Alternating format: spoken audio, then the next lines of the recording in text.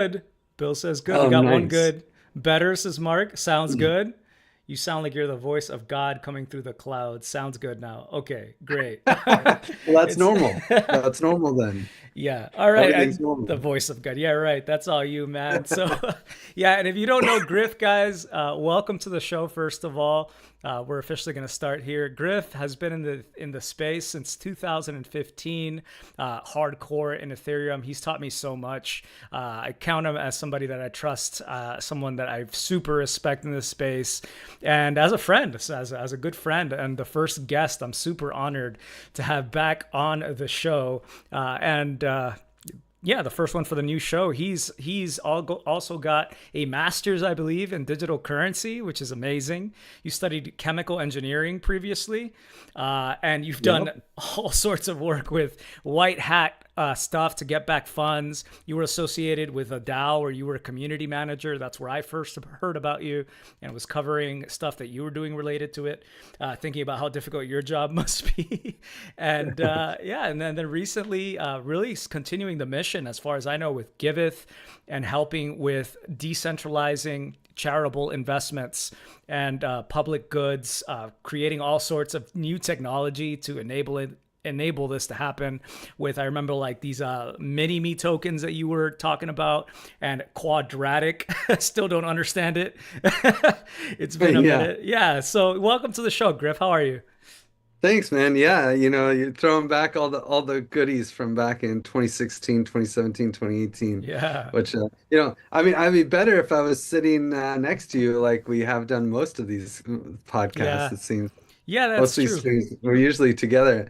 I'll be like, you know, going from a conference or something and just swing down to wherever you are for a layover. Yeah, I At haven't. the airport, head to your Yeah, house. that's so cool. You just used to hit me up in LA all the time. I don't know if you came to Vegas too, but you might have. No, never Not made it to Vegas. Vegas. Yeah, now I'm in Texas out here. Where are you at right now? I'm in Toronto and Toronto. it's cold. It is Oh, I cold. bet, Yeah. man. It's getting cold here, so I can only imagine. Is that where Giveth is based? No, no. Giveth has this house in Barcelona where a lot of people hang out. It's kind of like a open community hacker house. But so I would say Giveth is based in Barcelona, but I've been nomadic since 2011. Yeah. So which basically means I live with my mom, Yeah, right. How come I haven't No, met her yet? She's yeah. probably great. Uh, Yeah, she came with me at Burning Man the year after you came, Oh, actually. really? She is Yeah. great. But Have you no, been going I every say year? that, but she only came 1 year. I got her, we had a year of the moms just so I could get her to come Yeah. to the burn. But Yeah. That was super actually, cool. Like I'm with hanging my out with partner's crypto mom. folks. You're with your partner's mom. Aw, she's Yeah. probably a sweetheart too. Yeah, Oh, like yeah. Well, Burning she's Man was hooking so us up. cool. Like all these crypto people in tents having talks, getting to just kind of step outside of just like I'm doing interviews and people are just want to be shilled on the show was refreshing. Yeah, Have you gone every totally. year? Is it still the same? I had to skip last year, and actually this year I'm gonna go again, and we're gonna run Decentral, but it's the last year for Decentral. It's the Uh, last year. I just can't. I have too many projects, man. I have yeah, too yeah, many yeah. projects. And that's a big one to Running, manage. yeah, running a couple Burning Man camps every year. I would have to, I'd bring 100 nerds plus into the desert, and it's a survival thing. Yeah. I had to take like at least a month completely off, and then like half time before and after that to Yeah. make it happen. I just don't have the bandwidth anymore. Yeah. I mean, I Yeah. didn't have the bandwidth then, but um, yeah, it's too much. Now it's too much. Yeah, well, thanks for sparing the time again to be on here. And guys, you're welcome to drop any sort of comments you have or any questions here for Griff, and I'll try to field any of those as we go along here. But yeah, let's start off by talking about this Ethereum Foundation drama that's been making the webs recently. It really kind of started for me when I saw Evan Van Ness. He had a very popular newsletter. It was the week in Ethereum Ethereum newsletter, and he announced that he was shutting it down. And then he kind of spoke into some of the background about how he got involved into it in his blog post, and then speaking about how he didn't want any money for it originally, but in order to get insurance, what he needed, he did have to get some sort of paycheck. So he agreed to get something, and eventually he realized his health funding was getting cut. He looked like he was losing funding from the Ethereum Foundation, which was probably a cool way for him to produce that and for other folks to also get some sort of funding. But yeah, there's been a lot of controversy around them and what they've been doing in the space as far as social media engagement, as far as managing funds, and kind of I guess making the Ethereum ecosystem stand up to the likes of the big boys these days, like Solana, and perhaps like XRP or some other chain. So yeah, tell me a little bit about what you know about that, and do you think it's a good thing, a bad thing where we're headed? Hear about Danny Ryan maybe leading it, someone you might know. Yeah, I would love to know your side. I know. I know nothing about the inside circles here. That let me start by saying that. But I will say, the Ethereum Foundation has an impossible task. Ethereum is a huge ecosystem. I mean, just imagine that Base, Arbitrum, Optimism, and all the other rollups, they all are considered part of the Ethereum ecosystem. And just think how big each of those ecosystems are, and how many like how many directions the EF gets pulled. They just can't really do it all. And in some ways, I really love how there's like other people being like, "Fuck it, I'm going to start a foundation," and how Yeah. there's like three foundations or two more foundations already being put together to probably specialize a little bit. And I think that's really in the spirit of what we're doing. Yeah. It's supposed to be decentralized. As far as like I heard about it the same way you did, Evan. Evan's a friend of mine. He worked for the EF for a long time, doing lots of stuff. So, I don't know. I love Evan. I assume that there was probably a better back channel way to handle it, but I don't I actually think it might have been better. I'm happy that he went this way, because even though it's a lot of drama and it's annoying. It's an annoying thread on Twitter that I usually just scroll past at this point. But at the same time, hey, these challenges always make us more robust, right? Yeah. And I think it's great if people want to start other Ethereum foundations to get other goals done. Yeah. That's awesome. It always seems like it's on, this is like a tragedy of the commons kind of thing, you know? And if people want something for Ethereum, it's really easy to be like, oh, the foundation should do this, the government should do that, the da da da. And okay, maybe they should, maybe they shouldn't. But if someone says they grab their pick and shovel and they're like, you know what? I'm going to fix the road. I'm going to solve this problem for Ethereum. Now that's epic, Yeah, it makes me think about like you have to have almost, I was just like having a shower thought literally in the shower the other day about how you have to have kind of martyrs for different projects and different things. People who are willing to be brave and pioneer ideas, hopefully for the good of all. But I mean, we have had folks like Ross Ulbricht, obviously, he kind of pioneered use cases, you could say, for Bitcoin. You have Alexei Pertier going down for what went on with Tornado Cash. Although it looks like they had a big win recently in Texas. Hopefully that spreads elsewhere. And also with this executive order by Trump, basically protecting, it seems like some of the language was around protecting the code and being able to put code freely up for folks. So unfortunately, we've had these martyrs and folks who do that. But I think it's like people are scared is my thought, right? They're scared of the regulatory bodies. They've seen these different agencies come after folks, especially in the more recent years. Like I know when I started off in Ethereum, it wasn't a thing, people really getting attacked. So it felt like it was easier to be brave and try things out, like the DAO or Slock.it, which you were a part of as well. So yeah, I wonder what the martyrs will be. I guess people who make the meme tokens these days are the martyrs. Like the president of the United States is the newest martyr, man. Yeah, in kind of ways, I suppose. Yeah. Yeah. I mean, it is sad that there has been this need for martyrs, but man, I am optimistic. I really think that the tide is turning right now. Yeah. I mean, Bitcoin's legal tender in El Salvador. We have all sorts of stuff happening in the States. Like, I mean, the president he's doing incredible things, honestly. I'm so surprised Yeah. at how Yeah. well things are going over there. Uh, for crypto and honestly for lots of other things. So, but I feel like the tide is turning in general. People have, I mean, BlackRock is a huge holder of crypto at this Yeah. point. Like it's not a fringe thing anymore. And so I don't think BlackRock's going to be considered a martyr. I think we're past the martyr stage. Now, for Yeah. privacy tools and stuff like that, that's still, you're still sitting in the flying in the face of the deep state and a lot of the powers that be. So yeah, that there's probably still a lot of work that can be done there. But in general, I think it's a lot easier for the next 4 years at least to do crypto things. Yeah, absolutely. Monero, like I remember hearing about how much it was going to do well, but like it's been super under attack on exchanges, very difficult to find. And then you have to go to some shadier exchanges because of this kind of situation. Is that still like one of your favorite privacy projects? What would you say are interesting projects out there right now related to privacy that you would find valuable for folks? Yeah, I mean, I still have a Monero wallet, but it's a lot less useful because you don't have very many exchanges that you can use it on. I used to always use Monero to clean my wallets and things like that, just for my own OPSEC, and yeah, and that became unusable. So then I used Tornado Cash. Then that became unusable. And so then I was using ZK Bob, which is I don't know that another one. tool.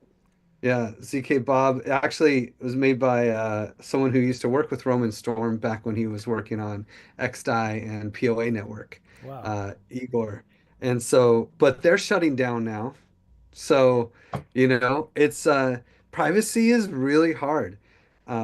There's like Rhino.fi is also a pretty cool tool. At least it hides stuff on chain and is non-custodial. But I think behind the scenes, I'm pretty sure they still have, um, you know, which I think is fine. But I'm pretty sure that if, for instance, you were North Korea, you probably wouldn't be able to use Rhino.fi, or at least they would trace the funds somehow. Um, and I think that's okay in many ways. There's got to be some kind of balance Yeah. where, I mean, the biggest issues, if we 80/20 it, the biggest issue is you shouldn't be able to just track something on chain and see, oh yeah, this is Griff's wallet, you know? Yeah. So, you should be able to have some financial privacy. Yeah, I think we But expect that with like banks, right? Like you're not gonna like pay at Burger King and then get a ledger copy on your receipt of everybody who bought stuff before you at Burger King. yeah. Yeah, that would be Yeah. unusual. People come to Yeah, expect that. and right now, the best way to do that is just move it through an exchange, right? Exchanges are the default on-chain mixer. You send it into Binance or Coinbase or whatever, and then you send it out. But then you have to worry about all the tax implications or whatever, and you have to worry about like, is the exchange going to go down on you? It's not as big of an issue these days, thank God. Yeah. Although FTX, rest Yeah, in I peace. wanted to actually talk about that one actually, since you Yeah. brought it up. I mean, yeah, I haven't chatted with you since probably like 2021 on the show anyway. So that kind of happened afterwards. 2022 was the big FTX year. So yeah, I mean, we had that. We also had the other project, Luna. Luna as well, come down. What was that situation like for you while you were in crypto? How were you feeling watching all this happen? Did it feel like crypto was gonna die or get overly regulated? How did you feel about seeing figures like Sam Bankman-Fried or Alex Mashinsky kind of being the superstar?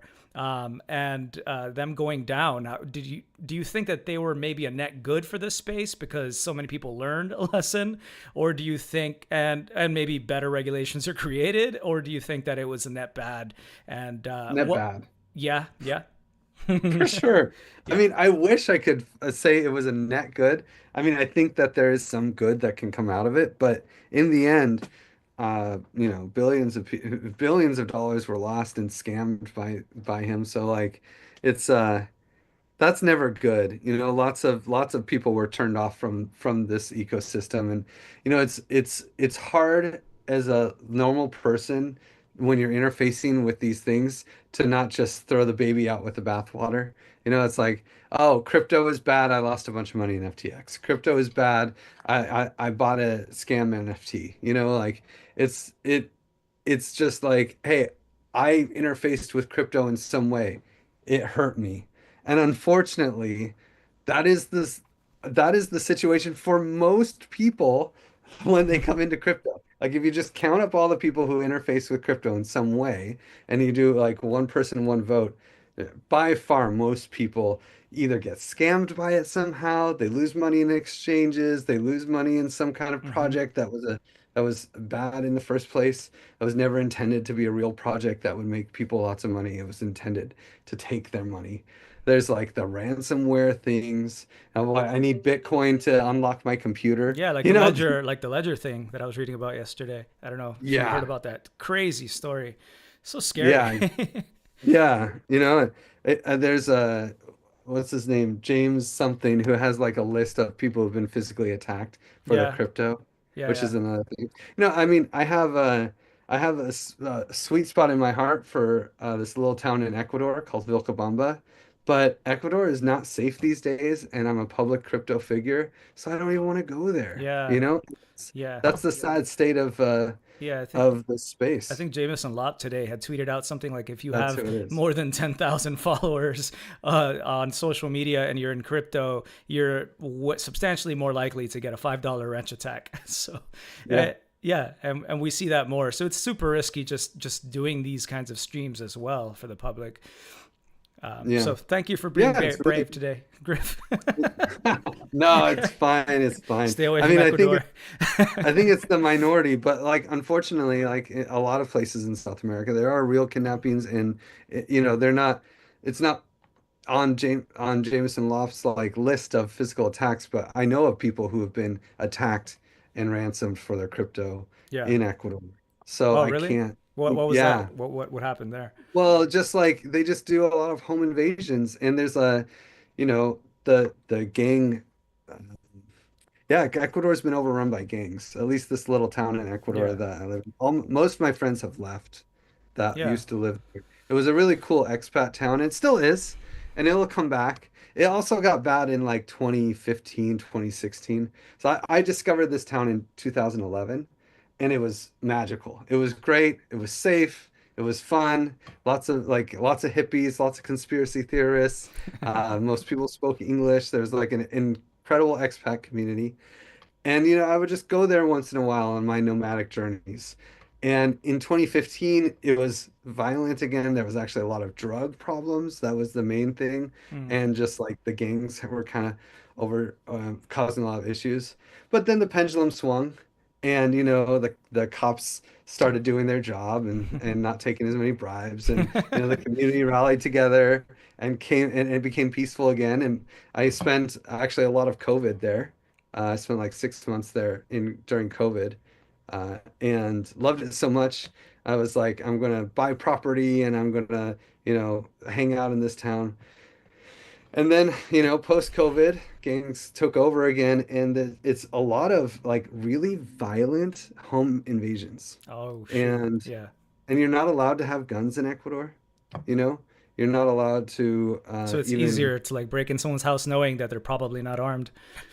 Yeah, Yeah. exactly. And even if they are, if you attack the person and you shoot the person or something, you're very likely to go to jail. Because what? You have a gun? Oh, okay, you're already in trouble. Yeah. You're attacking this person violently.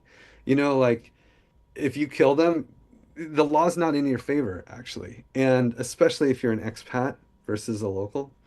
And so a lot of my friends have left, and they've been they fear for their safety, and it's just sad. It's sad Yeah. how that is Yeah, it in comes the out of the need, I'm sure. Like, the economic yeah. need over there where people do just form getting gangs because it's definitely a Oh, tragic way to go about it. yeah, I actually saw the president of El Salvador break this down pretty well. He was saying like, okay, we could there was an argument made by his economic advisors to not crack down on crime so vehemently that it was actually like going to hurt the economy. And they were predicting, his own internal advisors were predicting that it would be a 10% hit on the economy because Wow, that's how that's big. rampant the corruption is and the violence is. And so, but he did it anyway, and uh, and because the incentives are what drive everything, right? So he has this great example of like you go out there and you want to sell tomatoes. So you spend all day, you sell tomatoes, they ripen, some of them have to get thrown away. By the end of the day, maybe you make $5. Then you bring your $5 home after a hard day's work, and a gang member says, "Hey, give me your $5," you know? And so then what's the point? Is the incentive to sell tomatoes?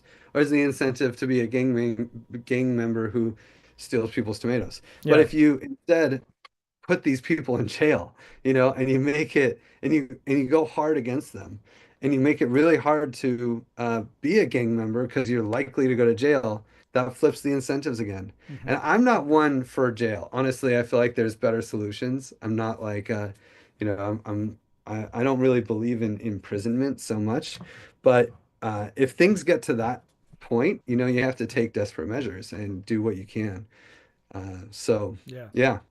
And it makes sense. And that's what, honestly, I think what Ecuador needs to do. They need to come in there hard and really crack down on these things that the cops are all bribed. And yeah, Dang. I it's just wonder what if it is. like Bitcoin being so popular now in El Salvador is lowering the crime rate. Maybe people are a little bit better off. Yeah, Max Kaiser was talking No, about putting out a node in every person's house in El Salvador with the president nice. recently.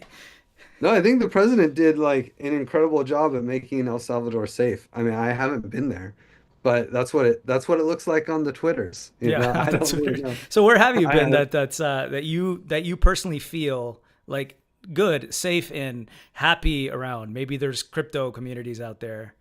Anywhere in particular come to mind? I mean, anywhere in the Western world. I love Barcelona.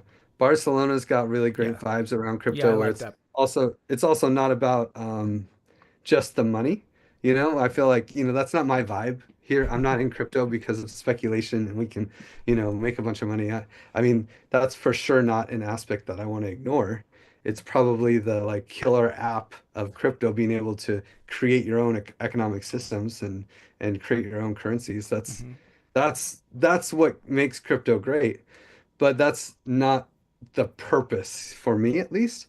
And in Barcelona, because they voted for independence, the Catalunya Yeah, province or whatever, they actually voted for independence, and it was shot down by the state. And there's just all these like revolutionary minded people in Barcelona and the surrounding areas that pretty neat. see crypto as a tool for like eventually replacing the government there. Hmm. And so Wow.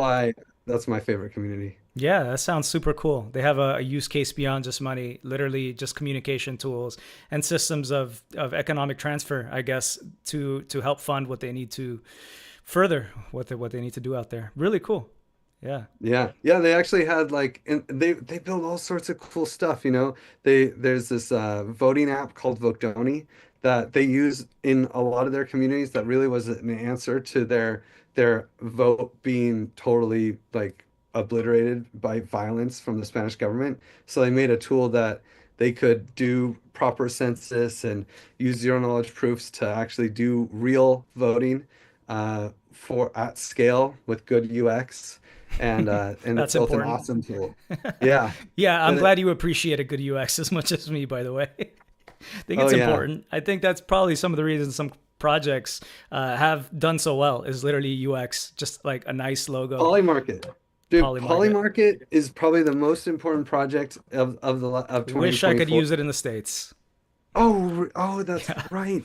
Well, Yeah. get a VPN, man. What are you talking about? No, I No. know I could use it, but I shouldn't use it, I guess. Well, yeah, of course, of course. Well, but the UX that account abstraction brings is just so great, because you go in there, you deposit money in a poly market, and then you're just clicking around. No MetaMask pop-ups, none of this crazy stuff that is like annoying. You wait or blah blah blah. What Hmm. is this address? What is going on? It's networks, all the confusion. They just make Yeah. it super I simple. think It's that's like deposit exactly what we money. need. Like, Yeah. but so like layer two networks is a lot of I think the focus of like what value Ethereum is going to be creating next is really rolling out more of these things and getting people to use them. But like the friction of it is I think still such a huge barrier. Still paying that layer one fee in and out. Just having to drop down MetaMask and change which network you're on is kind of annoying. If you forget, you might make a mistake. Um, do you think that there's any positives in that direction that we're headed towards as far Oh as yeah. reducing friction for layer? What does that look like for layer two? I mean, I think there's a few directions. Like there's Polygon with their ag layer, Optimism with their super chain. Like at least some of these L1, L2s are gonna have their own really interconnected networks. Arbitrum has orbit chains, and they'll all be able to speak with each other in very easy ways. Hmm. But I think the real solution is just a layer above that, and I'm actually building a product. And I doubt you know about this, but it's called Unicorn.eth, Yeah, I don't. and But I we're like the the name though. infrastructure. Yeah, well, I'm an OG ENS guy, so I happen to have Unicorn.eth. Yeah, Gotta Kevin is always put it here to in my work. chat telling me I got to get my .eth from you. He's like, dude, Yes, yesterday, I'll tip you $500, man, if you just get your .eth from Griff. I have it. I have it exactly. I need to send it to you. I Yeah, mean, we but then made it this won't give me a video reason on. to find you. No, I do the video so that I can get the eth, but then I'm like, too tired afterwards and I don't get it, and so then I have to do another video to like beg you for. I don't know. I'm It's just so messing true. with. No, it's so true. I gotta send that to you. You just gotta send me the address. So you DM me, and I'll do it all for you. You just But gotta send won't me I the. have to pay then, like to for it to keep it updated? Yeah, I'll have to. Yes, but I think I already paid for it for a few years for you, so you're good. You've been Yeah. paying my rent, Griff. Yeah, Dang. I'm paying your rent. I'm literally squatting on your name so I can give it to you. What is Um, the price right now? What would it cost for like to have you know your what? own for folks out here who might want to have one a .eth? If you are over six, I think it's 6 characters or more, then it's just $5 a year. The problem is that it's on mainnet right now. And so the gas fees are more than $5 a transaction most of the time. Yeah. So that's why it kind of makes sense to just do like 5 years or something. And then when you pay $10 for the gas, at least you're reducing Yeah. the That's costs, smart. Yeah, that's good advice. That's why I'm squatting on your name for so many years. I But see. but No, also well, I there's like appreciate it. I appreciate it. No, it is nice to know that it's been protected. I let one of my old ones expire actually, so that's why I'm like, you've been a better custodian than I am to myself. So thank you for that. well, I'm a top delegate for ENS, and actually Unicorn.eth got a grant from ENS to even start the whole project. And yeah, and so it's I should make an effort to shill. I don't always do a good job, but I got to No, you change should. that. Please. What's this Yeah, unicorn because .eth I'm thing? actually raising for it right now. We're just kicking off, but I don't know if you've ever been to ETH Denver. Did you ever make it out to ETH Denver? I did not to that one, No. no. So we built this infrastructure, and I was designing it, and then I actually went to ETH Denver last year, right after getting the grant. And man, signing up for ETH Denver was such a pain. It was like you have to, they have this really cool system. It's like you to become a member, to go to the conference for free, you have to become a member of their co-op. And to become a member of the co-op, because they're like a Web3 first kind of organization, the Colorado co-op, you have to stake their token. And if you stake one Spork DAO token, then you become a legal member of their co-op. Hmm. Problem is, like, the application of doing it, the tokens on Polygon, how do you get your gas money? Like you have to fill out all this information, and then you have to get your Spork token. So how do they send you a Spork token? You kind of have to. It was a huge mess, and I actually was working with Endeavor. Kind of. I was like sending support requests, making GitHub issues, being like, hey, maybe you got to fix this. There's this bug. I can't get past this part. So yeah, and then I was just like, we should fix this for you guys. Like I'm doing this unicorn.eth infrastructure, and really it's effectively membership infrastructure, which is perfect for ETH Denver. And the goal is to make Web3 simple and safe. So, there's a lot of projects out there that make it safe, or sorry, that make it secure, like MetaMask, every wallet, it's super secure, but it's not really safe. Like you can click a phishing link and have all your money taken. Hmm. And that's just not a feature people really want, I don't think. No. Sure, permissionless and blah blah blah. That's great at the infrastructure layer. But when if I want to join Spork DAO, is it important that I can see a fake phishing link from a fake ETH Denver account, be able to click it and lose all the money I have in my wallet? No. Um, so we're taking the best tools from account abstraction. We're taking ENS. We're taking all the infrastructure that I love and combining it into a very simple user experience that kind of replaces Patreon for membership accounts. So like if you want to start a newsletter, or like if you want to, you could basically like I send you this ENS, right? I Hmm. can't even. I think I have Crypto's News, and I think I have Omer Bam, right? Yeah. So if you could actually start your own, effectively your own wallet and your own membership service. You used to do Patreon. I Hmm. don't know if you still No, I do. still do. I still do. Yeah. And so this is like a Web3 version of Patreon, where you can give people their own domain name. So I would sign up for cryptosnews.eth or cryptonews.com, and I would actually get griff.cryptonews.com, Yeah. Yeah. right? Yeah. And like, because everyone at ETH Denver, when you go to ETH Denver and you try to apply, you're going to get your name or whatever your handle is, .ethdenver.com, and that becomes the URL for your membership portal. It's also your Ethereum address on every chain. Yeah. And Super easy. we, Yeah. It sounds cool. Yeah. Like yeah, and streamlining we it. we hide all the chains. We hide 0x addresses. We actually limit the functionality a lot. It becomes kind of a walled garden. You Yeah. can't just send money to any random 0x address, because I've seen so many people lose money that way. That's I've cool. been So onboarding. it's like you would only be able to send to verified accounts, those that are like registered in the same way, really. Yeah, So you you can can't get send fished. Yeah. you can send to your community, right? Everyone in ETH Denver can send to themselves, because we know what tokens they can see, that what chains they're using, and all of that. And we can know that if you send money to someone else using our same infrastructure, it's going to get there. You're not going to mess it up. But I've been onboarding That's super nonprofits nice. Yeah. to Super Ethereum useful. since Yeah. 2016. I've seen every single way possible people can lose money in this space, like sending to the right address on the wrong chain, or sending USDT instead of USDC. Or Like, USDC on the wrong chain. yeah, USDC on the wrong chain, Yeah. and all of a sudden you're just trying to send money to Coinbase, right? But they're like, ah, sorry, nonprofit, $3,000 out the window. Maybe one day we'll support USDT on Arbitrum, but we don't now. Like, Yeah. oh no, So I want to fix that. I want to make it easy for nonprofits and everyone to use Web3. And one of the things that Unicorn also does is it's kind of like what I was talking about, how Polymarket works, where you deposit money and then you just click things and there's no pop-ups anymore. Hmm. But we can do that for any application. So, like in crypto's news, you could pick what applications you want people to use. You pick what tokens you allow them to see. You Mm. choose what kind of Web3 experience you want Super your cool. users to have. Yeah. And then if they use one of those apps using their crypto's news wallet, they're automatically connected. They never have to connect. That's all done in the background for them. They don't have to see chains. We know what chain that application is being used on. So like it's just there. It's just working. They don't have to go to the drop down. Wow. They don't see networks. They don't see 0x addresses. They don't have to ever do the connect thing. They don't have to sign transactions.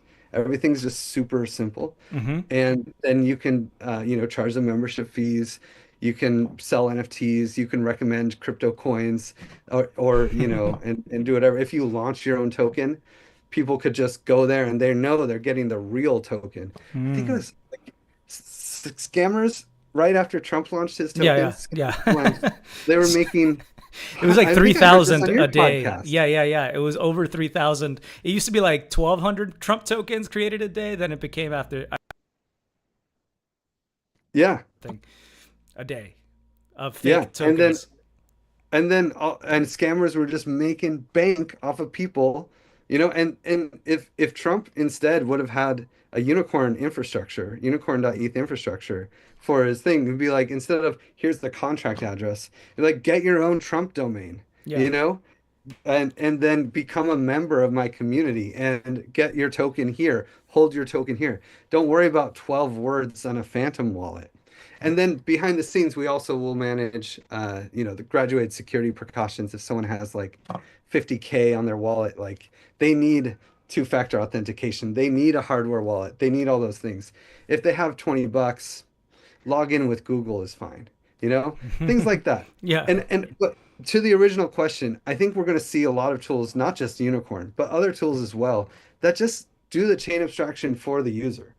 And AI agents are Yeah, I wanted to ask insane. you about that too. I mean, yesterday, Yeah, like ChatGPT launched Operator, their version of agents, and if you guys don't know what agents are, is basically just it's something that can do things and initiate things by itself. So you might give it an initial prompt, and with the original release of this one by ChatGPT, basically it'll click within the web browser. So it operates within a web browser. Anything that can be done in a web browser, it can do. So yeah, people can say, why would I need something to automate my concert reservations or something? Like, I'm not going to pay $200 a month for that. But for me, it was like, I want to take all my videos out of Odyssey where I have them backed up, and mad props to the library blockchain for doing that for me. yeah, Yeah, and I want to put them up on YouTube just in case that does go down or the front end goes down. It becomes more difficult for me to do that. Let me take advantage now and manually download each video.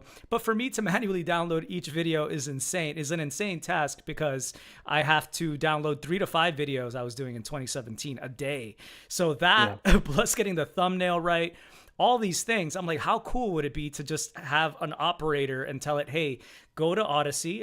It asks you for login details when necessary, and then it just logs in, downloads everything, even creates new content, like a better description than I originally put in there, or something like that, and does it automatically. I'm like, that would be worth $200 a month for me. And you can easily 100. think of a billion ideas, since the world economy pretty much functions online these days, that you can do. And Yeah, then, yeah, integrating it into crypto, and with something like Unicorn, I can imagine it would make these agents even more useful and less room for them to make errors, because we know they're very prone to errors and hallucinations. Even like yeah, this original release of Operator, which I'm like trying to keep tabs on to see if it's going to be useful. And right now it's like probably not.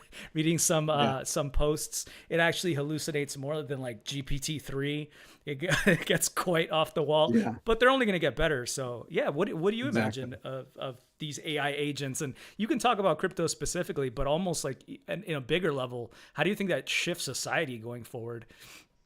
Yeah, I mean, I'll be honest, I'm generally a techno optimist, but I'm a little worried that things are going to move really fast with AI agents, and there's a lot of people, especially in my like circles, that only work on the computer.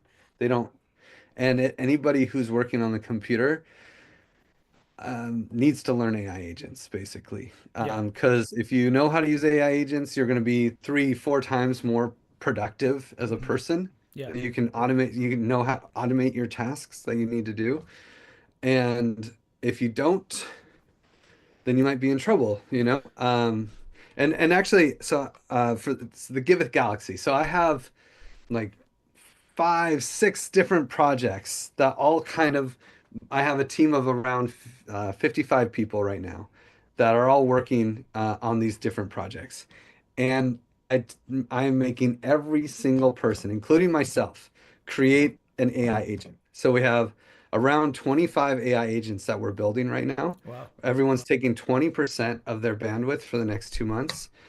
There's Totally different worth it. Yeah. deadlines. Not everyone can do it at the same time and stuff, but to build something that's useful for us, whether Mm. you're an admin, an accountant, a developer, a designer, everyone has to do it. And so we Love have that. like, Yeah.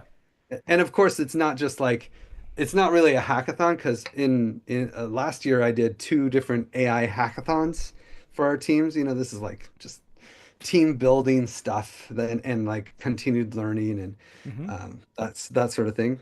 Mm-hmm. And so, but they were just hackathons and you could do whatever you want. This one's more like you have to build something useful for the company and we're going to pay for your time. But you can kind of come up with it and then we'll like check it off and say it's good. So, yeah, and people are having a blast with it, right? Uh, we're we're mostly using Eliza OS. Mm-hmm. That's the I haven't probably tried the that. best framework out there. Yeah. What? Yeah. Yeah. I haven't tested that yet. It's a really cool framework. This is the AI 16Z framework, right? Shah, and that whole crew. And the reality is it is basically the most trending repo on GitHub or the most like the most watched, the most starred repo on Wow. has the most development. Every chain is on there, and if you're building an agent that is wants to interface with crypto in any way, that's the framework. Everyone's there. We're going to make a Giveth plugin for it. We're going to use it for most of our agents. So yeah, I think it's as far as your original question, like I'm a little worried that if you don't get into AI agents and your work is digital in nature, then you're probably going to lose your job in a year or two. And if you do get into AI agents, then you'll probably be taking people's jobs in a year or two. And I think most of the time, most technology, it doesn't work like this. This is my prediction, and I it I like to consider AI and AI agents like an excavator, you know?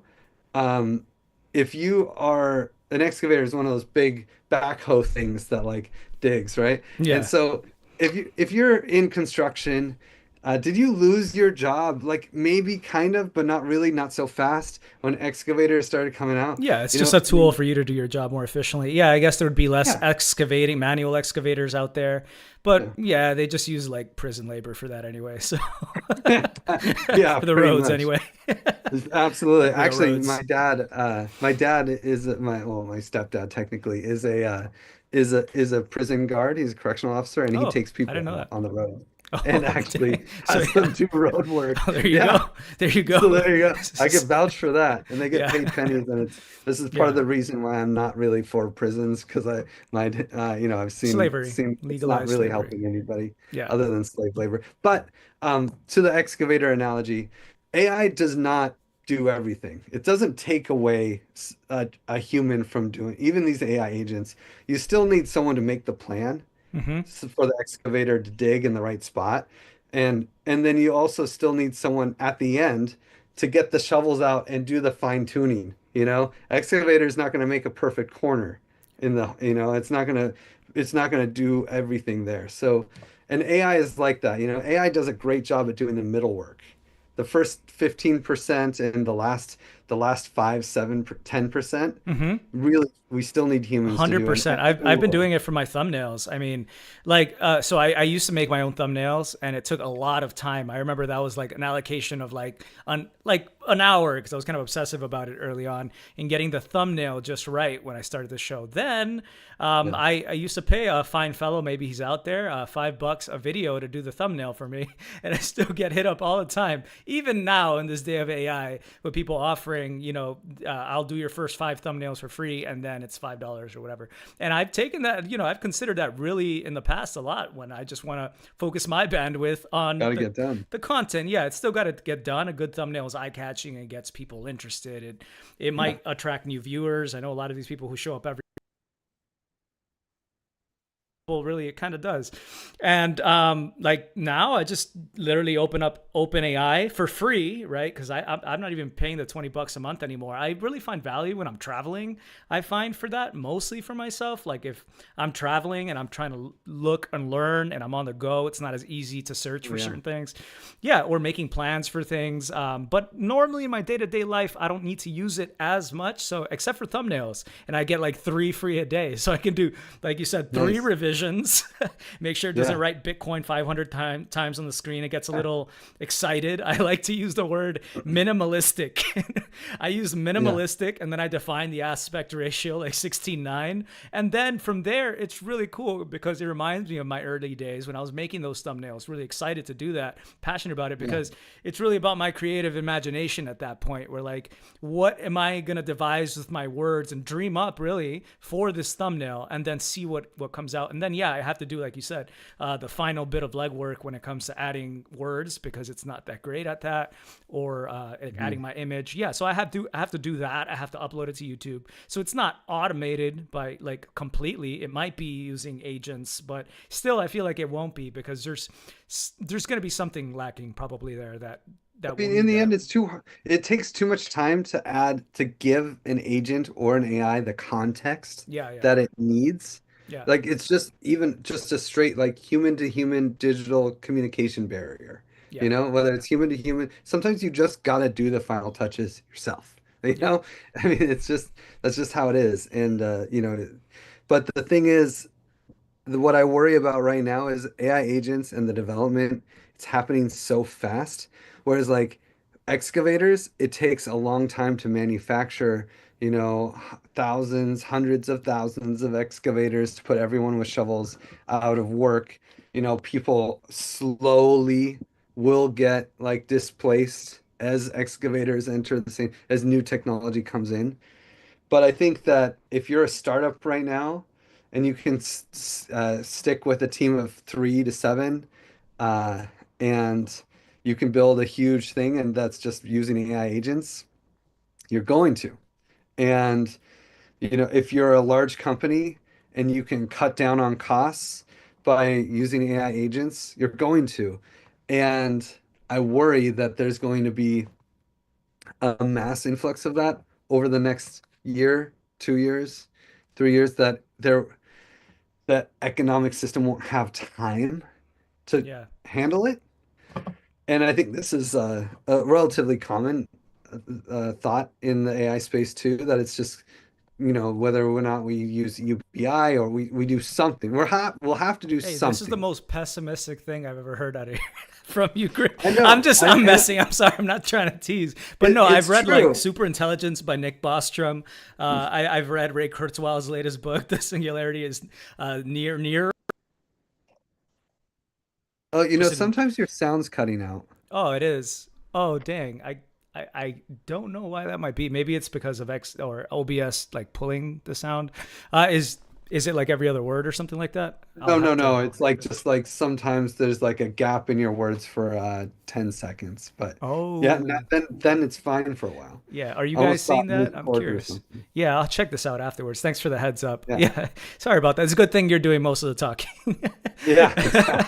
Yeah. No, So so Ray Kurzweil was the last thing I heard you say. yeah, Ray Kurzweil's book, definitely like he's more optimistic about it all, but I read. I mean, that's one of the most fascinating things to me. Read is also like the doomerism, because it's not even. It's like realistic. It's realistic. So much of it that even as an optimist, I'm super worried, and like how I don't know, how would an economic system adjust to something like this? What would that even possibly look like? I, Like we I can't even I think it imagine. will.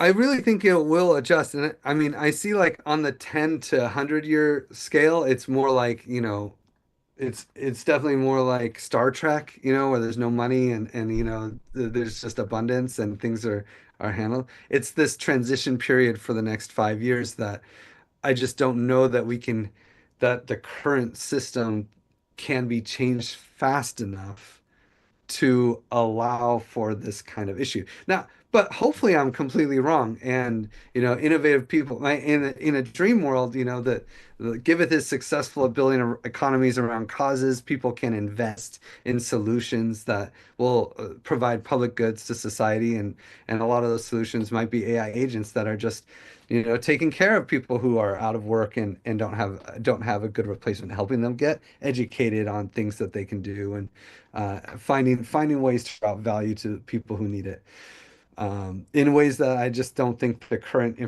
current system can do, Yeah.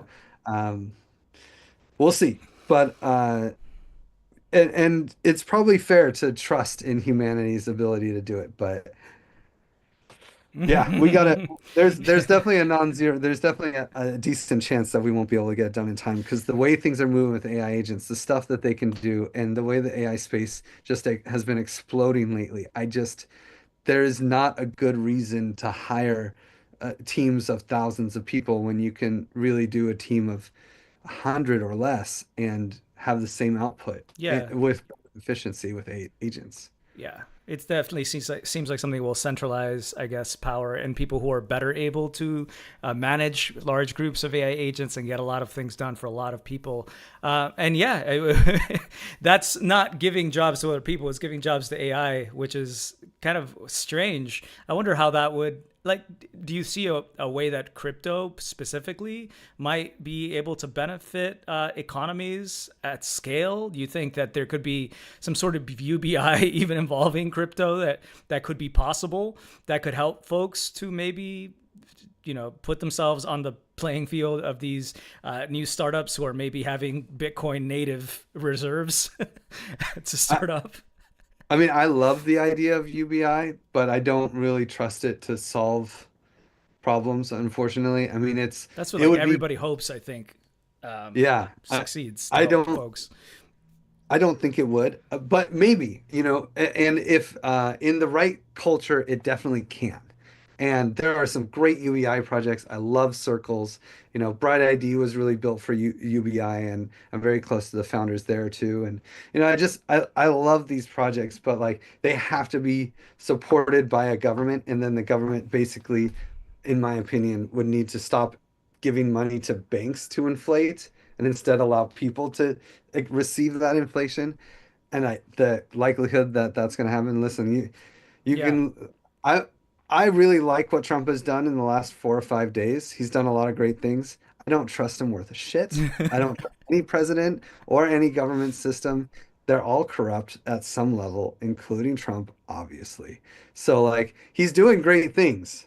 He's really like releasing cool stuff with like the trying to push for transparency around JFK assassination and RFK Oh, I and didn't know that one. Martin Luther King. Like that's crazy, you Yeah. know? That's awesome. And all the crypto stuff, of course, that he's Yeah. doing. What did you think Really, about that?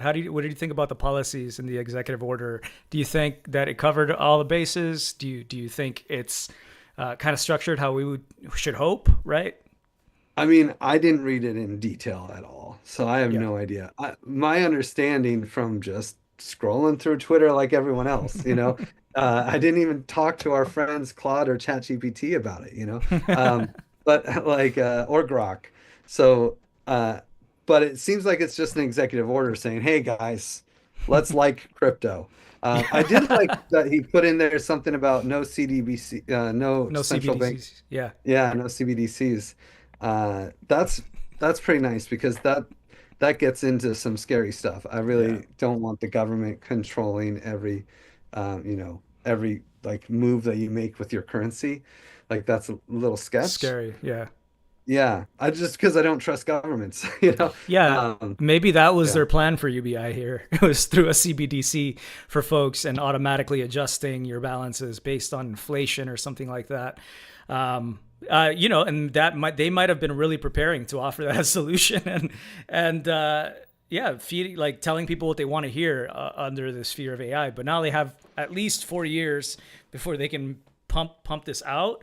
I didn't see that they couldn't develop it. I was trying to look super closely at the wording of what was in there, and Yeah. it basically said that it can't go live. But it Mhm. didn't say anything about like continuing development. They must immediately halt development. I was looking for that, and fortunately, I didn't see that. I mean, I just assumed that eventually it just makes sense for governments to have a central bank digital currency because then they could automate taxes, they could automate a lot of these things that processes that honestly take a lot of people's time and it's very inefficient. And yeah, so it kind of makes sense in some ways if you had a trustworthy government that you would do something like that, but we don't. So I hope that it doesn't happen. Scary, Um, scary. And yeah, yeah, it's scary. and you touched on it briefly, but like UBI, so you don't think it would solve our problems. Can you tell us why you kind of have that framework that you're leaning I that mean, way? I love WorldCoin. I love UBI projects. I really want them to work, you know. I don't think the incentives are quite aligned. You know, it's like if you collect unemployment, they're paying you not to work, you know? And there's like something not quite Balancing. it's charity doesn't really work either. I run a donation platform. You know, I don't really believe in the incentive alignment around donations. I I think that there needs to be instead more of the solution that I've been trying to build with Giveth and everything is can we actually appreciate the value of public goods? Can if the value of the roads, the value of, taking care of those who are less fortunate in Yeah, society, you the guys value raised of a river. $1.5 million for folks in Palestine, right? Last year in 2024. Mad props to that. Yeah. $500,000 just for that one project, I believe, in ETH. Yeah. That's super Yeah, cool, we but it shows that there's value. People find value in helping others. It plays to the just heartstrings. but I'll tell you what's really interesting is just a few days ago, Roman Storm's campaign, we actually mentioned Roman Storm earlier. Hmm. He's raising money on Giveth, and people who launched meme coins donated to his Solana address about $400,000 worth of meme coins to Roman Storm's defense, So you right? can donate So, anything on the Giveth platform? yeah, you can donate anything. I mean, the way Giveth works is the project just puts up addresses and then people can donate to them. And we do the hard work of verifying that it's actually them Yeah. and that it's a legit person I- with reputation at Is stake. that done manually? Like you have to manually Yeah. approve projects? Yeah. That we have a decentralized solution too.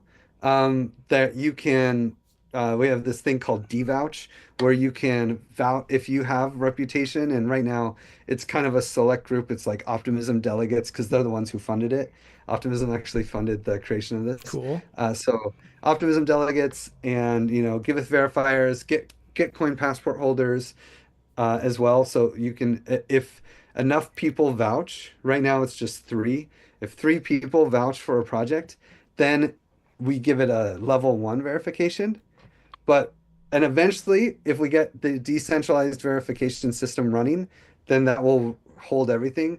But we have this other level of verification as well, called which level two, which people who are level two verified, we have to just review the project, make Yeah. sure they're not a scam, all that sort of stuff. Yeah. Make sure also that they're a public good.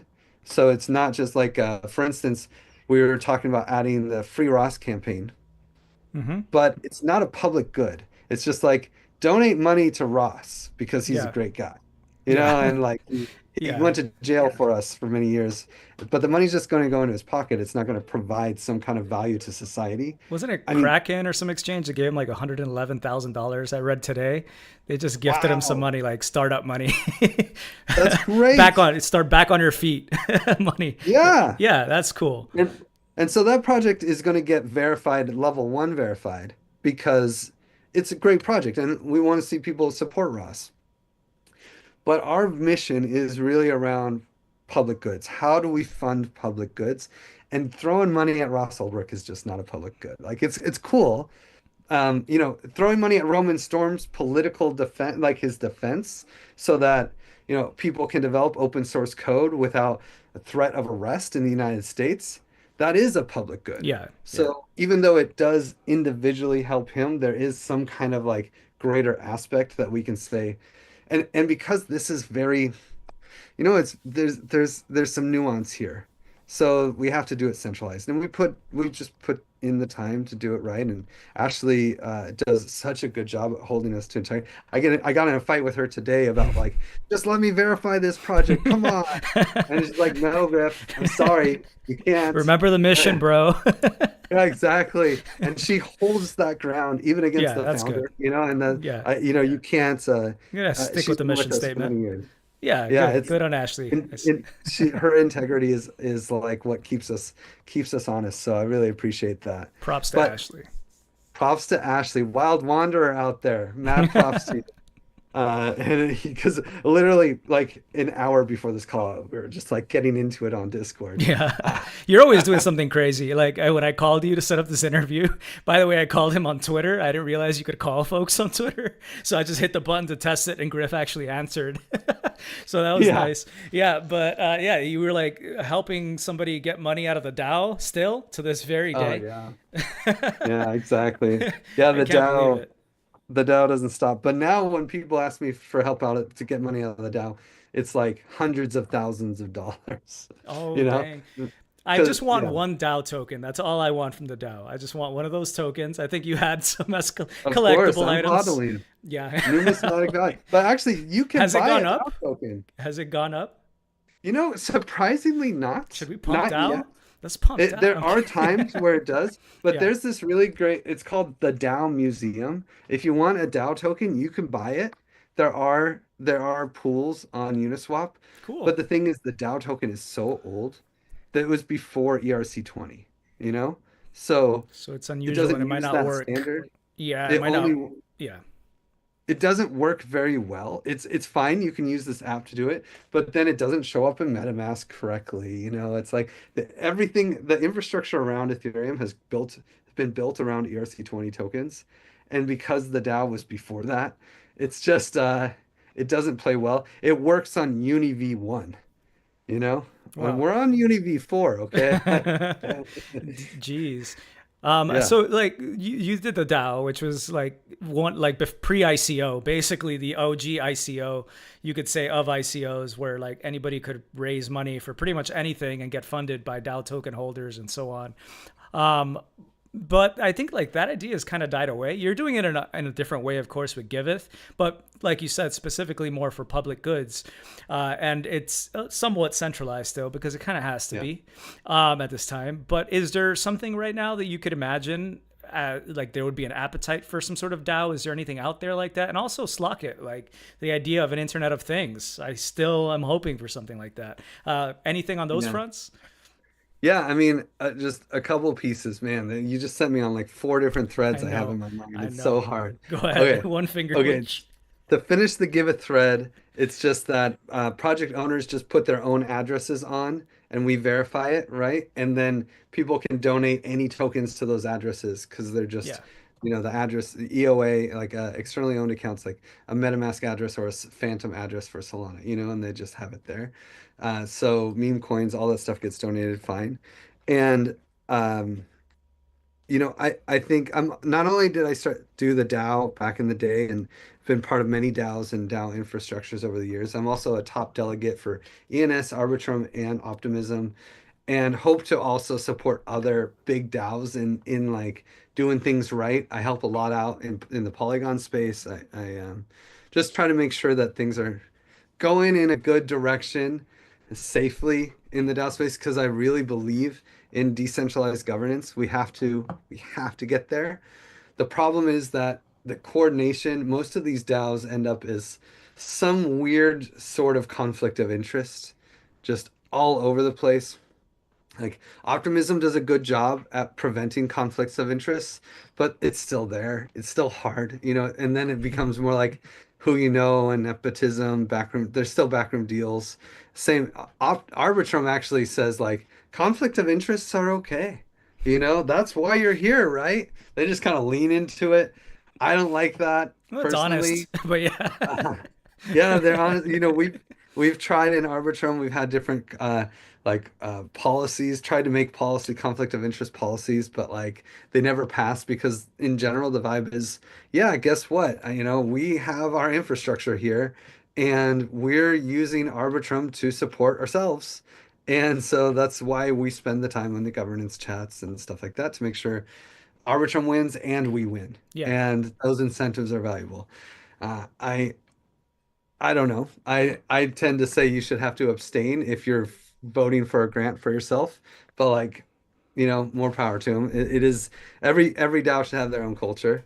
But like I think that see, I really like what EigenLayer is starting to do. They have a really interesting governance system.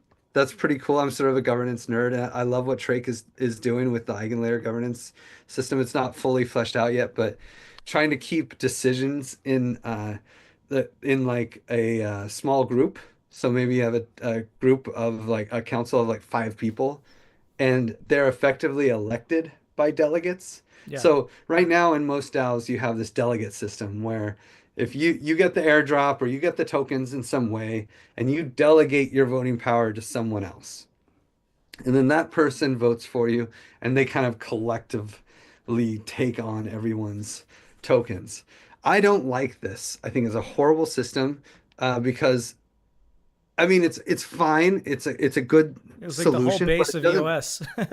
Yeah. Yeah. Yeah, exactly. It's the same thing. It's just avoiding Dunbar number problems. It's like, okay, let's let's just bring the power back to like best case 30 people, worst case five, and Hmm. let them make the decisions. Yeah. Because they can coordinate, they can talk to each other, and there can be a cohesive like a direction. But for me, what excites me is how do we get past the Dunbar number? How do we make DAOs around helping the homeless in San Francisco? I want to see that. And it shouldn't be like, for right now we already have city councils that are effectively delegates doing it and it doesn't work. So can we get to a place where we can swarm it? And this is where I think AI agents are going to just take over DAOs. And I think there's two main directions. Number one is having your own personal AI agent. Maybe you put it on your DAppnode or like your personal server at home, and you can actually put your private chats in it because it's your own server. You control it. Maybe DAppnode starts selling people the NVIDIA boxes, Yeah. uh, and then which I'm telling them, come on, let's do it, guys, let's do it. I founded that one, so it's I have some inside sway there. But Cool. but so you run your own node at home. It like suggests votes for you, and like it You're still has running a DAppnode? yeah, of course. I have Cool, two. cool.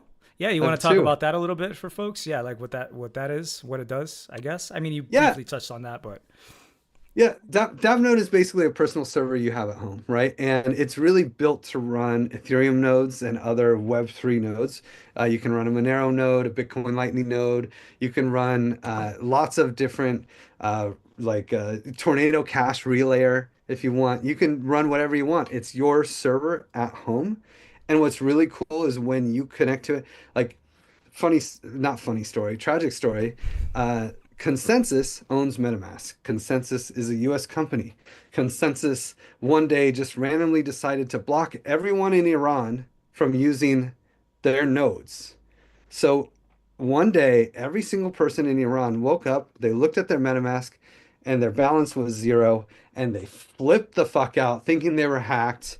And it was just like this whole thing. And then eventually, after a couple of days of chaos and stress, everyone figured out, oh, no, no, it's just MetaMask.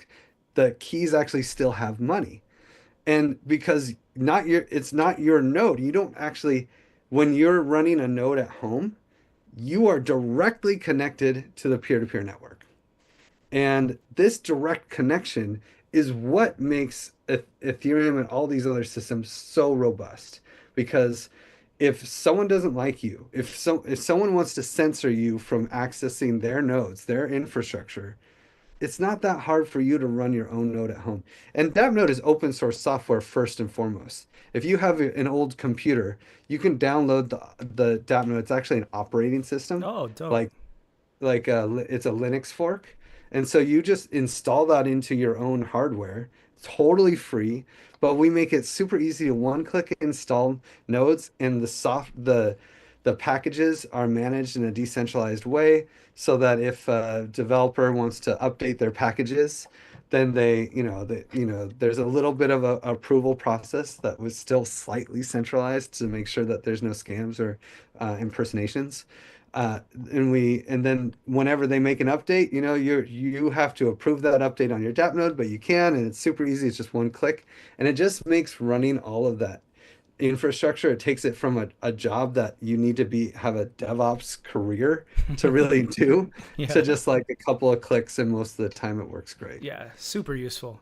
Has there been a lot of Yeah. demand for it? Have you been finding Oh that? yeah. Yeah. DAppnode is Awesome. like the most profitable business I've ever funded. Oh, It's wow. crazy. That's great. It's That's great. I'm yeah. happy to hear It's that.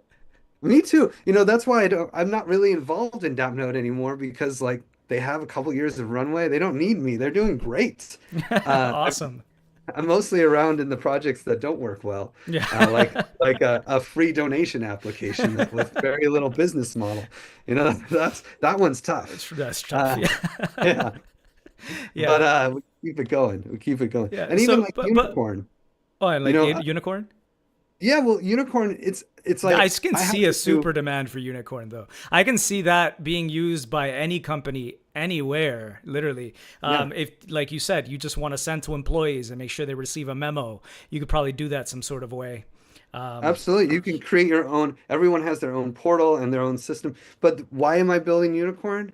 I need it to solve Giveth's problems. I need it so that nonprofit people can hold tokens, not get scammed, not make mistakes when they want to cash out, and build like a custom solution that just gives them super UX for like everything off the website that involves with crypto.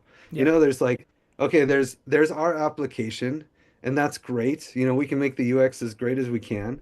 But then if you're getting the crypto, you have to do other things with it. And how do we protect the user off of our website?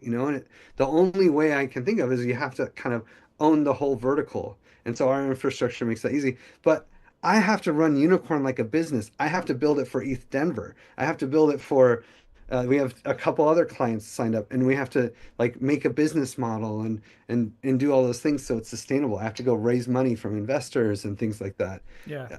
I just want it for Giveth, Where but can I people have go to to make. learn more about unicorn.eth or consider investing if they felt like it? How would that look like? Any plans around that? Do you have a website? Yeah, yeah, yeah. I mean, we are doing a small pre-seed round. You could just DM me on Telegram if you are interested. But if you want to try it out, I mean, it's super slick. Like if you go to app.ethddenver.com and just try to, go to ETH Denver, you will use our infrastructure and you'll see how slick it is. I think I'm hoping next week, it might be the week after, we'll bring in the ETH Denver staking DApp so you can see how slick it is to be like basically you come into your membership portal and it's just like whatever ETH Denver wants to show you. And then the wallet is just like a small piece of it. But then we also have this apps page. And so if you go to the apps page and you click any of the apps that are there, you go to their website, but it's like their website with all the Web3 complexity removed, and you can just start clicking on Uniswap and there's no pop-ups. And it's still their But I don't website. have to like have the pool, the liquidity pool that I'm like gonna be swapping between approved by No, by ETH Denver if I go through their portal page. no, you do. That's the thing. So ETH Denver has to agree to add it to Yeah, the portal page. gotcha. But that's how we keep people safe Yeah, because if we don't create that walled garden, then and then you can just connect your app to a phishing website or you can connect your app to an application that you don't really understand and you can make mistakes. That's really bad for ETH Denver. That's bad for you. But what's cool is with our infrastructure, I mean, we don't have it up yet, but there's going to be another wallet another website that you can connect to that's more like a normal MetaMask wallet. And you have complete control. If you want to click on that phishing link and lose all your money, you can do it. Permissionless. It's great, oh man, yeah. And I almost got fished last week. I didn't mention this in the show, but it was someone that I'd been friends with on Steam for a long time that I knew, and it just said like, try out, like, because you can invite people to early access playtests of different games. So I'll randomly receive like an invite to try out the new Marvel game from somebody or whatever that's going to be coming out. And this was for Elden Ring Night Rain, the expansion pack that's going to be coming out, or the next Elden Ring rather, that is going to be coming out. And so it was like an invite to join. Luckily, he had messaged underneath that, do not click that. When I clicked on it from someone that I trusted, it sent it to everybody else in my friends list. So it was somebody that I knew, like I thought I knew, so I could trust. It looked legitimate. Yeah. But I was like, oh my God, I almost clicked on that. I would have probably clicked on that, but who knows? Wow. I mean, yeah, scary. That's the bullet with So that one. scary. Yeah, just as an aside there. But yeah, you guys have a website on unicorn.eth? Is it unicorn.eth? Yeah. It's so funny. I actually have to look it up. I know it, unicorn.eth.link. Okay, .link. Because that's what I always go to. It's I think, hold on, let me see. It's myunicornaccount.com or unicorn.eth.link. Yeah, I think that one's easier for me anyway. Yeah, exactly. It is easy. That's the one I use because I'm just an Ethereum nerd. Yeah. But yeah, and it's the point I was trying to make is like, I want to build this infrastructure for public goods, but I can't. It doesn't make sense. It ends up being, underfunded and poor quality if I don't find business models that can make it work. But eventually, I'm hoping that we can find economic models that support public goods. This all started with the conversation about how, okay, if UBI is not the right solution, what is? We have to start valuing the value that governments and nonprofits provide. And my main theory of change here is that when governments fail to provide value that society demands, people start nonprofits. So nonprofits are the decentralized, like free market solution to governments. They're just horrible to start, to work in. Like they're money pits basically. They suck your energy because it's this tragedy of the commons problem. But we can change that. I really think we can change that. And Bitcoin, Ethereum, they're all public infrastructure that anyone can use. Right? Anyone in Africa or anywhere in the world can just create a Bitcoin address and receive money from anyone else in the world directly using this infrastructure. And it's not paid for by taxes. It's not paid for by donations.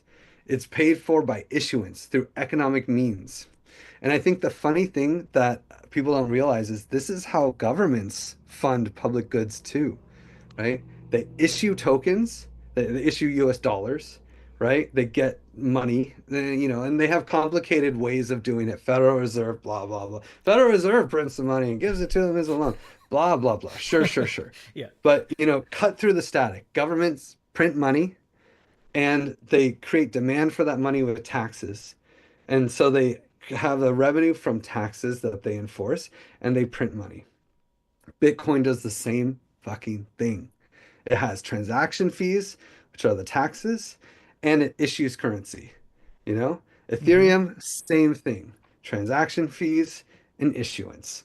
And we can build systems like that where public infrastructure, IRL infrastructure, like meat space infrastructure, can just issue their own currency and create some sort of at least freemium model of providing extra value to people who are willing to use the utility of that currency. So, if we can create demand, if you can issue a currency and create demand for that currency, now you have an economic model that can actually sustain the value you're creating.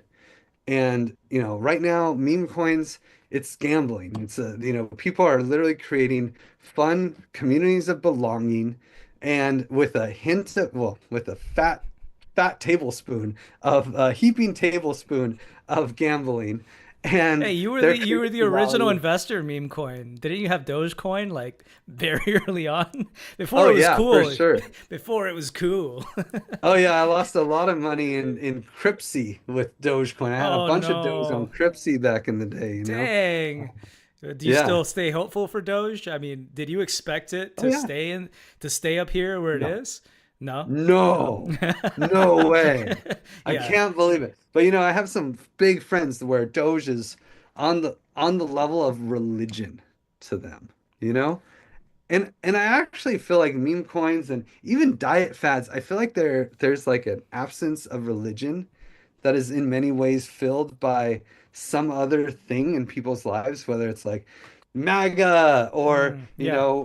wokeism or, it's like diet fads or meme coins. Yeah. It's just like people need this kind of sense of belonging, they get, and they get to just believe in something bigger than themselves. And so lots of groups are tapping in. I would love for the meme coins to be, really helping the homeless or, and my favorite example for this though is really river cleanups because I think beyond, we think of environmentalism as something that, oh, we need a government to do it and mandate it because, there's not other ways to solve that problem. And I just disagree. I think that there is value here in public goods, and especially if you think of a polluted river. That polluted river has a bunch of landowners on it. And they have a direct economic benefit. Their land value will go up if the river is clean, Yeah. and it will go down if a clean river is polluted. Now, the real thing is how do we coordinate the landowners? And, right now you kind of have this tragedy of the commons issue where the landowners that put in a lot of effort to clean the river, they get, 1 over n of the benefit, right? If there's n landowners and there's only one doing the effort to clean, they put in all the effort to clean, but the actual economic benefit is spread amongst everyone. Yeah. So, but what if they had a meme coin? What if they had a token that they earned by putting in that work? Or there was a DAO, or even an AI agent powered DAO that has an economic system for it, and its job mission, its goal is to clean that river, and people could send money to it, and they get tokens back, and it can like have solutions that it funds to clean the river, and based off of its success, it could go on and clean other rivers, and the economy could actually grow. And if you want to have influence on that DAO, you have to have their tokens so that you just talk to the AI agent, tell it what the problem is with the river and what needs to be solved and why it would be beneficial. And maybe if you have a lot of tokens, your influence is more powerful. And if you want that AI agent to start working on another river, you better buy its tokens, you know? Yeah. So like you think of these kinds of solutions where there is a reason, like there's a selfish reason to provide public goods. You can have economic benefit from it. Yeah. We No, just have to absolutely. coordinate. Yeah, yeah. You guys are multi-chain now on Giveth, right? And I know Yeah. Solana is a spot for these meme coins. Do you feel like you guys have to switch gears a little bit more to focus on that chain with what's going on and the popularity? Like, if you launch a coin there, and how do you make it so that you get the visibility, right? And for this Mhm. kind of thing as you go forward, like, how would you stand out? Uh, Whatever meme coins would possibly be generated on Giveth. That sounds like the big obstacle. It is. It's the hardest thing. It's like, how do you now there's thousands and thousands of tokens being launched every day. How do you stand out? How do you get people to hear about you? Launching a token seems like it's more marketing than anything else right now. So, you have to get the KOLs to believe in you, in some ways, the people who influence and have viral influence. It's really tough. And yeah, I honestly I'm not an expert on launching tokens. Helped launch many, but and I know what doesn't work, but I've never really launched a successful token myself. So I feel like I just don't have the balls to just market the hell out of these things Yeah. and say, yes, like degen in, it's going up to 10,000%. This is the Yeah. future of blah blah blah. Like, Yeah. Yeah, yeah. I Yeah, it rubs me wrong. that's just not my personality. Well, Yeah, I'm excited to see where it goes forward and how Unicorn will help make it even easier on Giveth for folks to like interact. And just like I would like to see Unicorn everywhere, honestly. Something Yeah. like that. That's something I would like. That gets me most excited for like the near term, I suppose, is to see this being built out and utilized more. Yeah. Yeah. I mean, you'll see it at ETH Denver. Are you coming to ETH Denver? I don't know when is it? It's beginning of March, end of February, end of Oh, February. maybe not. I was planning a trip with L. I was thinking maybe Prague or something. Oh, Just nice. yeah, they have like one of the original like crypto punk like institute out there. What isn't it? Yeah. Yeah, yeah. Carlini Police. I don't know if it's the original, but it's a good one. It's a Yeah, really yeah. good one. Yeah, probably a cool community. So yeah, I don't know, maybe, but I do want to get back in the scene. I haven't been to a conference since like 2021 or Yeah. 2020. So yeah, I'll probably get back in the rotation now that I'm more Nice. serious with the show. Well, if you're heading to Europe, definitely stop by Barcelona. We got a real it's a sweet pad, man. We have Yeah. a GPU rack, we have a sauna, I have a terrace, like I will it's hit you 17 up beds. next time I'm going to Yeah, Barcelona. Yeah, definitely. I only went If you're once, if you're and yeah, I didn't know about that. if you're rolling through Europe at all, man, it's a must see. And there's always cool Givethers and like external community. Like, I think right now there's like someone from Superfluid staying there, a couple of Givethers, and It's like the new yeah, crypto castle. yeah, well, it's more like just a crypto Cool hacker place, pad hacker where pad. people just work. People are just working and then they go out to dinner and stuff. Yeah, It's yeah, it's, it's that's chill and nice. it's free. It's Yeah, it's a yeah, chill. yeah. Just the last few things while we begin to get to the end here. Where do you think that what does like decentralized ledger technology look like going through the next 5 years? I guess yeah, I guess ease unicorn is one part of it. Still working on that. Like, what does this look like to the average person when they look at this? Is it I, still a scam? I think it's just going to be the back end of the financial system. Like, I don't think, I feel like I'm a big fan of the Ethereum community. I think that they're building things right, and I like the infrastructure that's being built in Ethereum. I like the vibes of Ethereum, despite all this foundation crap and all that, like despite all the drama, that stuff just it'll be forgotten in a week. Vitalik's gonna change whoever he wants in there, and then it's fine. But the fact that you can write a Solidity contract safely because there have been so many exploits and hacks found.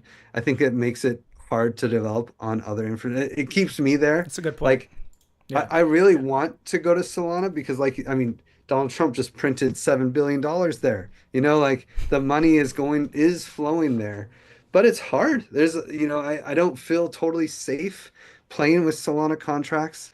There's some that are safe, but it's like, there's just going to be the random exploit. I mean, in 2017, I helped rescue $200 million out of multisigs that just became exploitable because there was a surprise bug.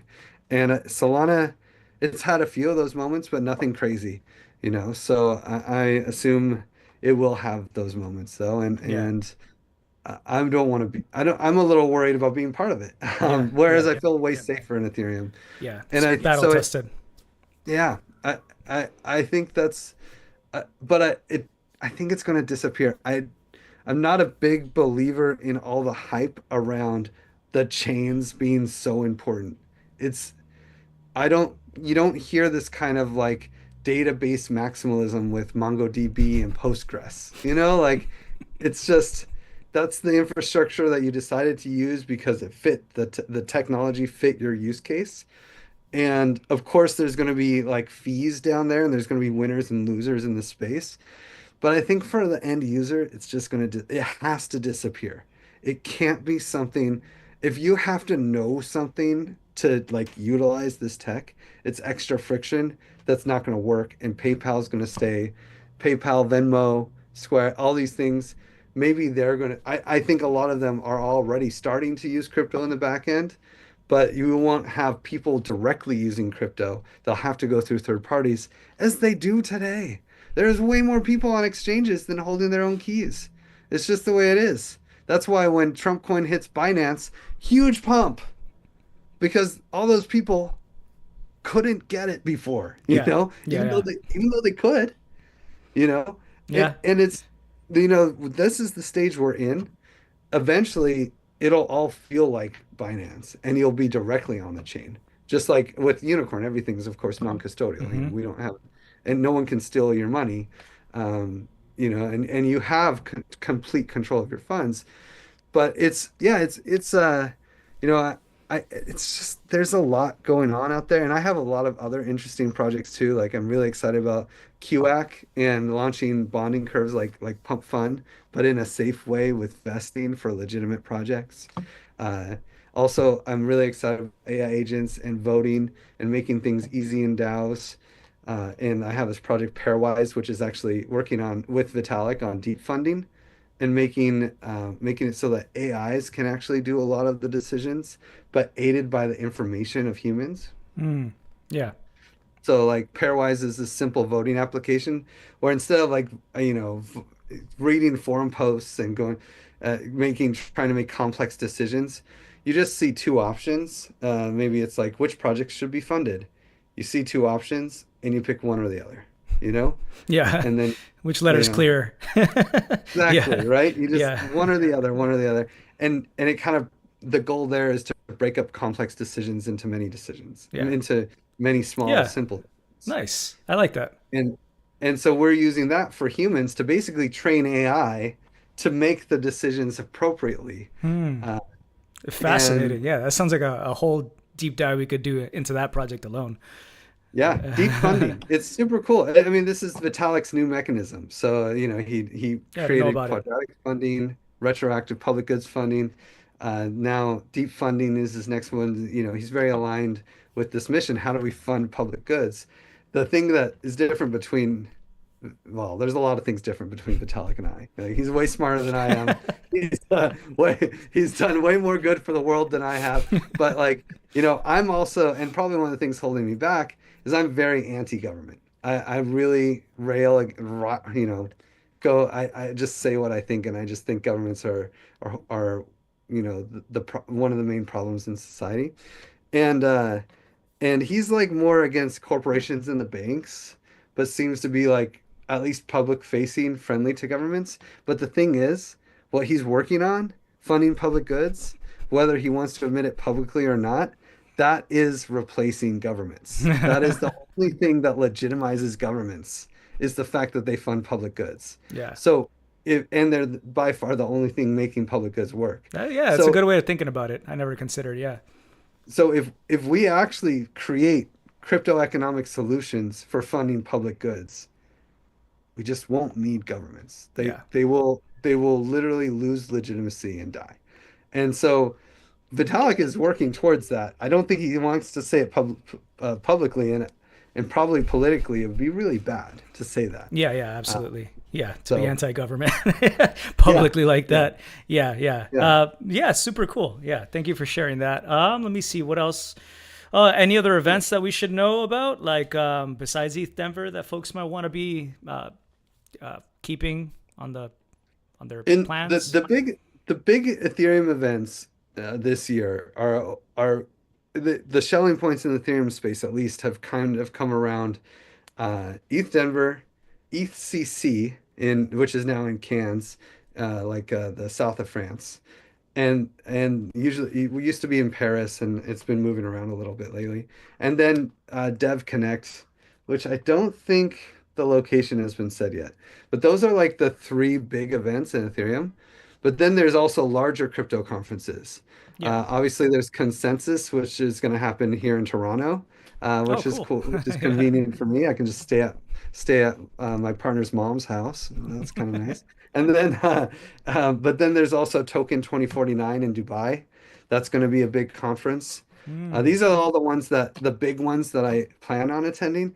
But my favorites are kind of the smaller ones. ETH Denver is probably my favorite conference. What Like, makes it and stand out?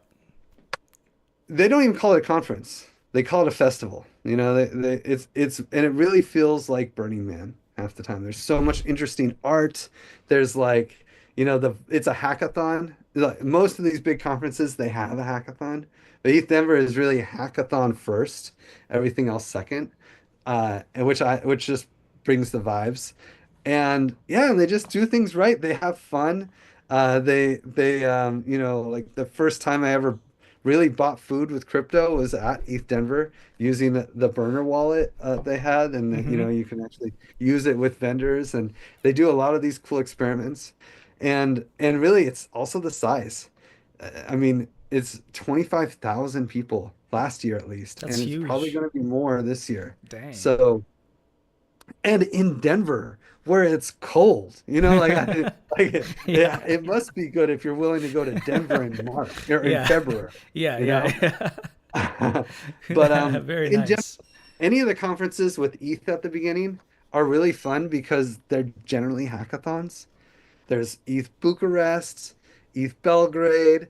Those both seem really cool. I really want to check out Eastern Europe. I don't think I can make, I'm not sure if I can make either of them this year, but I really want to. Uh, there's like, I mean, I've heard great things about ETH India. I don't know when that's happening again, but it sounds really cool. ETH Global just runs incredible events. Their hackathons, you can only really get in if you're a hacker, which also like just makes the vibes so much better. You know, I'm not like the biggest speculator guy, Mm-hmm. you know? So Yeah. like I like the builder vibes. So I go Mm-hmm. there and I see all the builders and they're all free. There's free food. And if you're willing to get your hands dirty and build a team and work on something, and you don't have to be a dev. I mean, honestly, with AI tools these days, no one has to be a dev. Yeah. Like check out the Eliza OS. AI agent workshop. They have like this whole like kind of 8 hour class, and it's built for non-devs to build AI agents. You know, a long time ago, I think 2017, I was on your podcast and I said something along the lines of, if you learn Solidity today, you will be a millionaire. You know, you will Yeah. be rich. Yep. It like drop what you're doing, learn Solidity. And I'll tell you, I was absolutely right. Like Yeah. if you knew Solidity by 2018, you are killing it right now. I'm going to say that about AI agents too. And I'm a little worried it's a little more dire then you know, where Solidity is like, if you learn this, it'll be great. This one's like, if you don't learn this and you work in digital, if you're a teacher or a nurse or, you know, like if, maybe teacher might be worrisome, but if you're a nurse, if you're do like IRL work, you're probably okay, you know? But if For you're now. doing digital work, The if robotics are you're a getting pretty computer, crazy too. Following yeah, robotics plus AI agents. And yeah, like people always ask like why robots always look like human form. It's because they operate in a human world with human doorknobs and human yeah. dimensions for doorways, and that's exactly what they're building. I saw one running and jumping yesterday, a project out of China. Just incredible. Like, yeah, I'm super worried. Autonomous vehicles. Yeah, it's gonna be a strange Autonomous world. vehicle, but see, all those things require manufacturing and distribution and Yeah, all that's that. true. Like, I think by the time I'm We not don't have the worried about nanotech robots yet. taking people's jobs. Yeah. We'll have time to adjust. What I worry about is robots taking software jobs because we won't have time to adjust. You know, like you can deploy an open source project and then 10 million people can deploy it the next day. It just, there's just going to be this random project that just solves huge problems, that's open source, that everyone starts running, that replaces people's jobs relatively quickly. It's just a different, the distribution is too easy. There's no manufacturing. That's why I worry about it, you Yeah, know? that makes sense. Um, It's a yeah. near term issue for sure. Yeah. And there is a hackathon actually. I'm just looking at the ETH Global website. There's an agentic Ethereum hackathon that starts in a week. If you want to try your hand, like Dope. I take think this. I think I'm gonna post this video. I never do it anymore, but I'm gonna put it on the Ethereum daily discussion, like here with Oh, Griff. nice. Yeah, and then it'll probably be approved. Shout out JT, who's always looking out. Yeah, so hopefully some ETH people hear this and they get interested in checking some of these events out if they haven't. Dude, totally. I'm telling you, take this 8 hour course on Eliza OS. It should be easy to find. Just Google it, and then do this agentic Ethereum hackathon. And I'm telling you, like, you will. the game will be changed, whether you're a dev or not. And the thing is, most devs need non-devs. It takes a team. Like you can't if you're one person and you are a designer and you're a public speaker and you are, you have all these other skills, you can you're organized, you can make a plan and cut scope. There's a lot of things that need to be a lot of people like of the 55 people I employ, less than half are developers. I think it's closer to a third. So there's a lot of other, you Hmm. know, pieces that make software work. So, don't be discouraged if you're not a developer, but especially these days because you don't need developers anymore. You could just use, I know it's crazy, but if you learn just the basics and then there's a couple of tools, Cursor, and I like, instead of ChatGPT, I use Anthropic's version, which is Claude. It just does a lot less hallucinating and is better for work stuff. Uh, if you grab those two tools, you can probably do most things on your own. What's Um, Cursor? Cursor is like it's called an IDE. It's like a place where you would develop code, but Hmm. it's built with AI embedded. So Oh, instead of writing your code in like what do they call it, VS Code or like Sublime, there's all these other places where you could write your code. If you use Cursor, you can just like, I mean, tab your way through coding, and it'll just like AI will auto complete. It's like Microsoft Copilot on steroids. that's You know, dope. I just tried to make a auto. game the other day. I had this whole idea about a marching band game. I was like, I was in marching band, and there's no game that exists out there that takes the audition process, learning the part, and then like going on the field and performing for competitions thing, and puts that in a distilled experience. When like in every school there's a band, and a high school there's probably a huge demand for that. So let me just come up with an idea, and I had Unreal Engine code spit out to Oh, me cool. by ChatGPT. Yeah, it was cool. It helped me think of a framework. Like, oh, there'll probably have to be like a game there, like Guitar Hero, where you press as it comes down. So here's how we'll like put a picture on top of that, a PNG file on top as it comes down. And it was just a fun learning thing before I realized, yeah, even with ChatGPT, it's gonna be a super crazy endeavor to try to dive into. So I just spent like one night doing it and then I dropped it for now. But maybe with, Yeah. yeah, I don't know, maybe Cursor would have been better for that, or maybe, And yeah, and Claude. I'm and telling Claude. you, like it's really ChatGPT. I feel like ChatGPT is built to be your best friend who doesn't really challenge you and tries to just give you what you want to hear.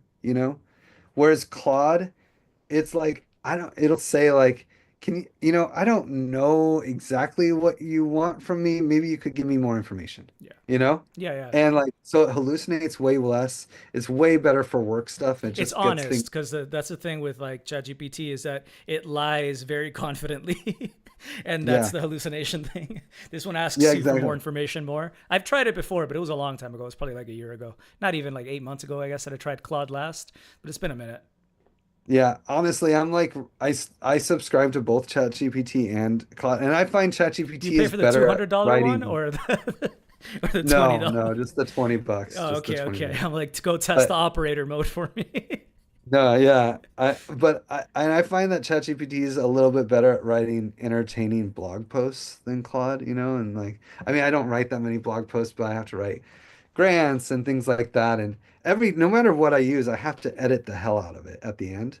But like I feel like ChatGPT does a little bit better at job at that. Everything else I use Claude. If I'm writing documentation or reviewing other people's work, doing any kind distilling forum posts. Like I said, I'm a delegate for ENS, Optimism, Arbitrum. I often use this other I tool love called. Arbitrum. That's like the main one that I've used. I find it so easy. Like I like it. It's cheap. Yeah, It's quick. It's awesome. yeah, It really made me like really appreciate L2's Arbitrum for yeah, sure. absolutely. I love and Arbitrum is the most DAO-y of all of them. I think ENS is the smoothest. Like, there's not a lot of DAO-y stuff happening. Um, Arbitrum, there's so much going on. Like I can't Mm. keep up.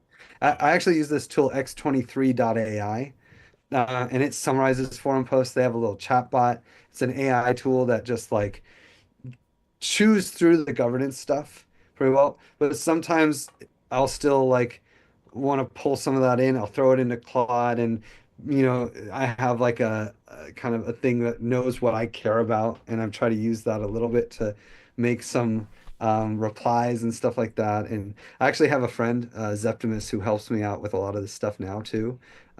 Just like because it's too much, man. Yeah. There's too much. I run too many companies and I have to be a DAO delegate. I can't Yeah. do it all.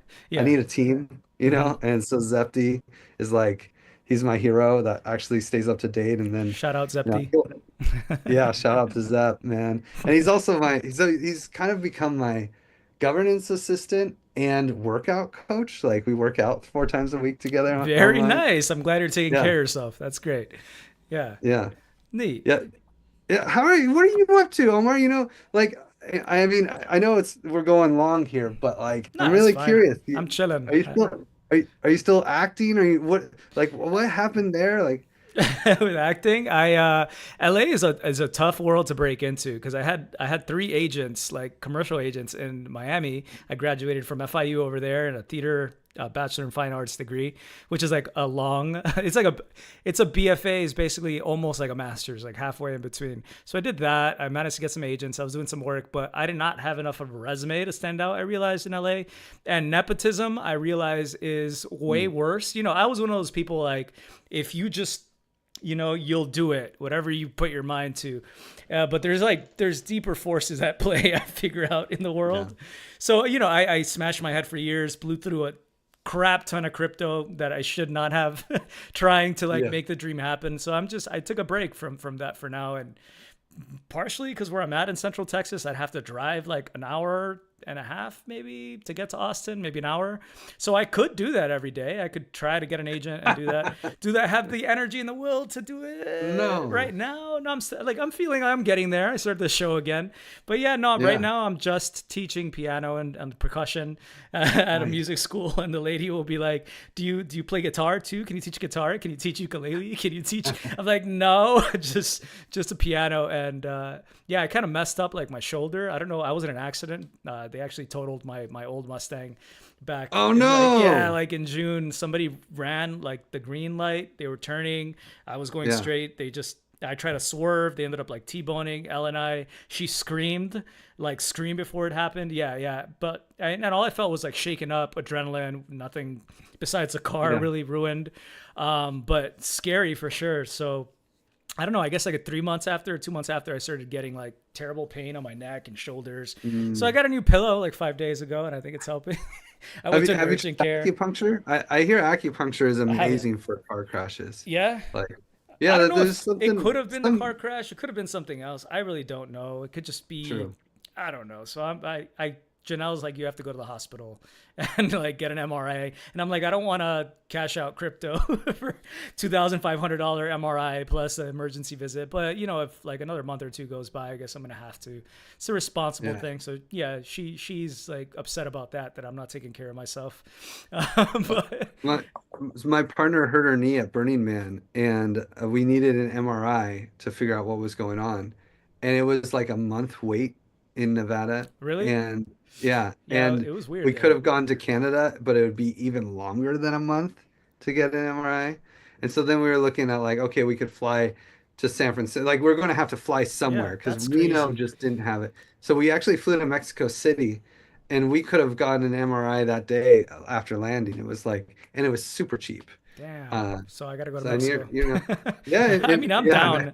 I mean, it's just an MRI. I just need some charts. I need to get an idea of what's going wrong so that I can either do self therapy and stuff like that Yeah, or take other exactly. steps.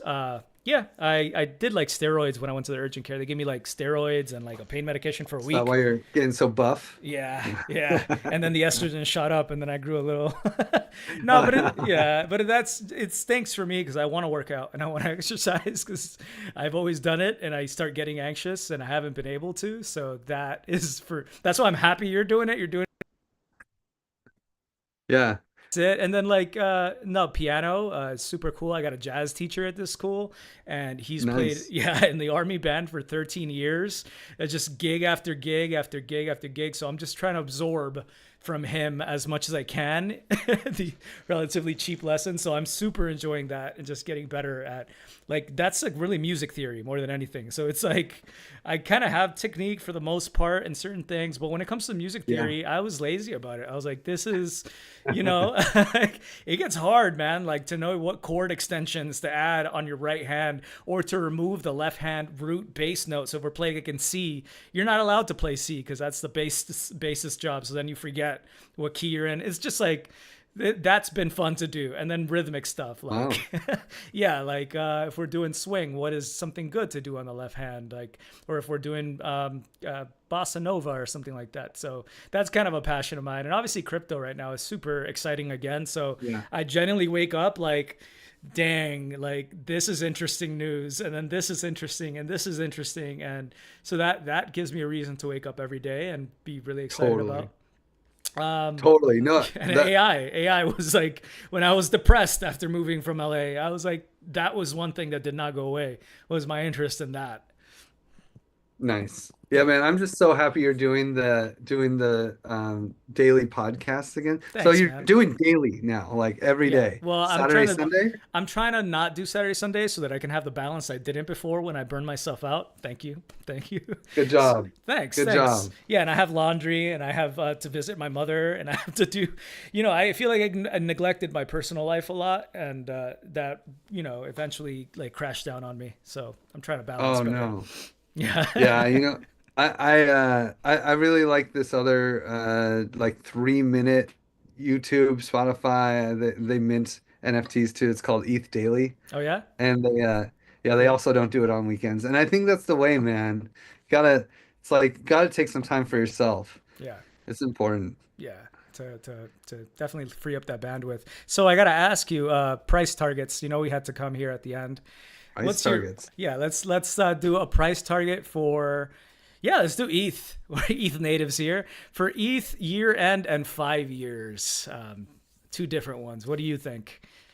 God, I have no idea on 5 years. It's the right I'm just answer. gonna throw that out there. Like it's not really fair. I feel like I really like what EIP 1559 does with the burning. Hmm. And I also believe in the roll-up centric roadmap. So I'll go with like for this year especially, I think that we're hitting the sentiment low, and it's going to, it's I got the agree. ETF, it has everything going for it. So I don't know why it wouldn't cross 10K, at least on like, assuming we have the classic 4 year cycle peak, where we go too high. It's It been would blow weird my though. mind if I it feel like since 21, it's been a little weird. Do you think like that it still kind of follows um, the old I pattern? think I'm not sure. I do kind of you got to believe it until it stops, right? And it hasn't stopped. We're still I'd still say we're within the realm of like the 4 year cycle. So seems okay. It seems okay. But yeah, and I think at the end of the year, I actually think that like if we're talking, December, I think that we'll be below 10K, maybe like 8K. We'll be Hmm. back Yeah. down from the highs. So, sorry, I'm a little pessimistic, but it just takes a lot of firepower to move past. How high it goes, I don't know. Like that's the thing. If it goes to 20K, then yeah, it'll be way higher than 10K. But I like the 15K, between 10 and 15K as a top. Hmm. Yeah. Um, and I really do, unfortunately, I think Solana's going to take it this cycle. It's going to do way better than Ethereum because what Trump just did and Pengu, also like Pudgy Penguins, all these guys, they, yeah, they're bringing a lot of capital there. And when there's the capital is there, then the other tokens that are also there are just going to do really well. So I don't think Solana's gonna like take Ethereum's number two spot, but I do think it's probably gonna give better returns at the top, and then also they'll crash more post Hmm. bull market. Yeah. We've been pretty much seeing that the whole time. Yeah.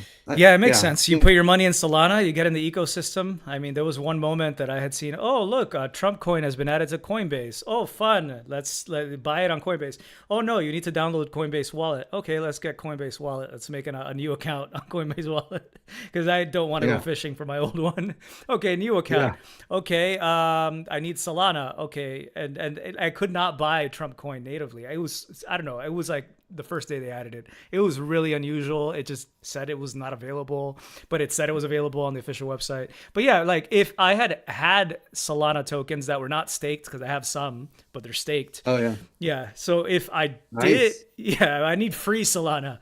Free Solana. I need that throw around money Solana so I can go buy the latest NFT. But like if you have that, yeah, the other projects basically, yeah, that are built on Solana are much easier for people to deploy capital than into without having to jump through those initial hoops. And so many people who are new to crypto are first getting through to Solana, so it makes sense what you're saying. I totally kind of agree. I agree with that viewpoint.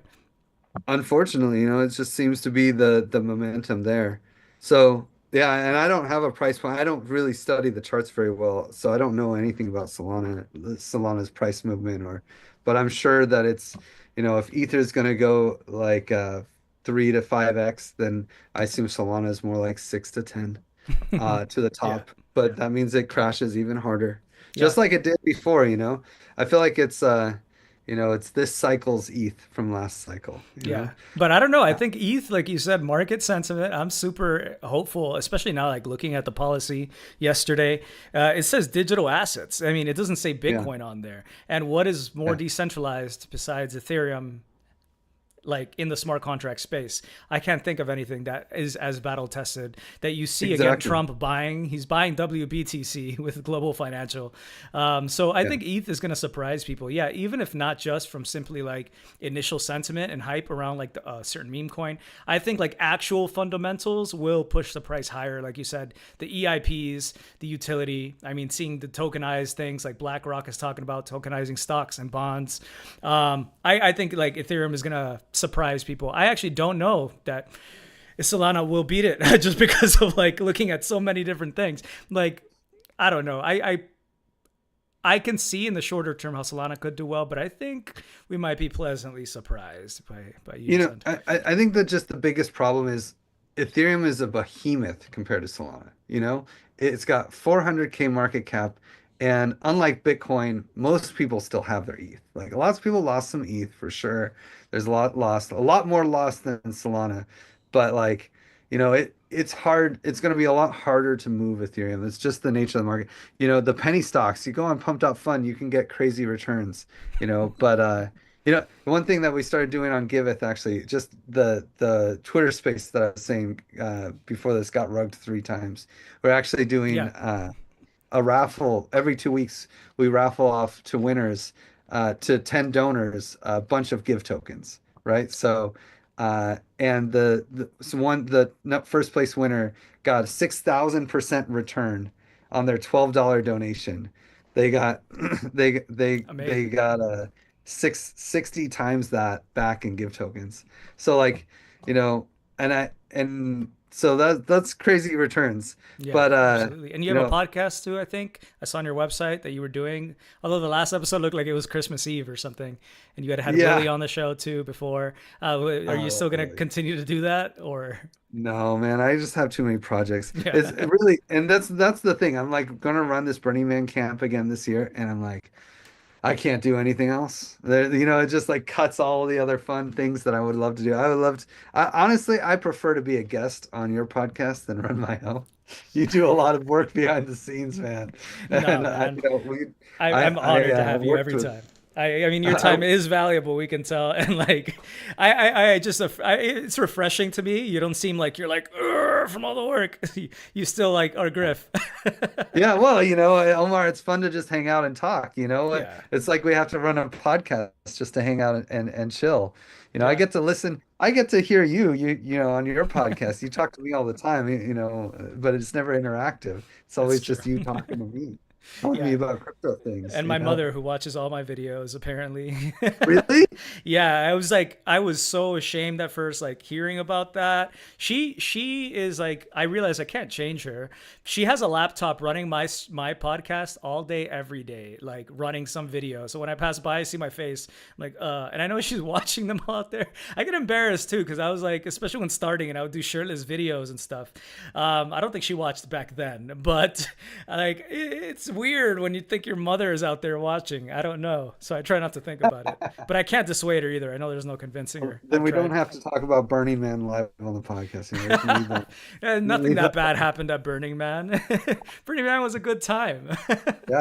If Yeah. that's what you want your mom to know, you know, that's what you want your mom to know. I totally understand. Yeah, No. that's cool. I got to talk about Facebook banning my account at Burning Man during one of the talks that I did, which is great. People had no idea that this kind of situation was actually happening. So when I was talking, I could see their eyes like light up in interest, but I wasn't expecting that. I was just like, I'm just gonna talk about something, but then I saw that there was like like a lot of interest in the censorship discussion at the time, and then I guess like Mark Zuckerberg must have felt bad or heard something and didn't want to get sued. So like I got a free check mark on my new Facebook, like a verified, Really? yeah. And then I got a free check mark on Twitter. So I don't pay $20 a month for the Twitter thing.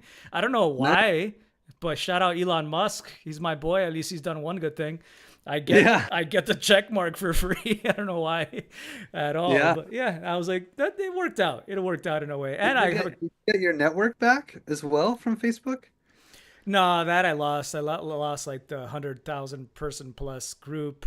My current group isn't Yeah. super active. I think it has like 4,000 people in it, maybe, but it's not really active at all. Well, And what's the point? They're just going to get rugged again anyway. No, because I was an admin of the group and lost my Facebook that's account right. in the same That's in the right. same. Yeah, I'm And sorry about that. I still have to apologize to you and the 13 other people. it's okay. You know, it got me off Facebook. I mean, I had to get back on Facebook because there's a lot of Burning Man things there, but Yeah. it's like it was really sad because I lost a network, you know. And I don't know what's happening with TikTok right now. Did they end up uh It was a Supreme Court ruling saying that they had to sell the company to the U.S. or like they would be banned, and so they announced that they were not going to be selling it, so they were going to suspend themselves voluntarily like a day before they had to officially go offline. So everybody on TikTok got a notification that it was officially over, and originally it was going to be like there would be no more updates through the App Store. That was going to be it, but TikTok just decided that because of exploits and everything secure, they would have to patch the software, so they couldn't just leave it up for whoever had it already downloaded on their phone and just not have new people download it. So they just completely banned it. And then some dude overnight went and apparently lit a congressman's house on fire over this. Like wild, right? Because you have so many people who've built livelihoods off of it. People get addicted to habits, right? So the habit of waking up and checking TikTok, or yeah, so wild. And then like there was a in the Supreme Court ruling, there was a clause saying the president could create a 90-day extension for TikTok to sell the company. And so right now, I think it's back up. I don't know. I don't have TikTok, but Yeah, I I don't hear really. that President Trump had promised them something, but without Congress and with that ruling, and if they don't sell it to U.S. company, it looks like after 90 days, even if it's up, like it'll probably be gone.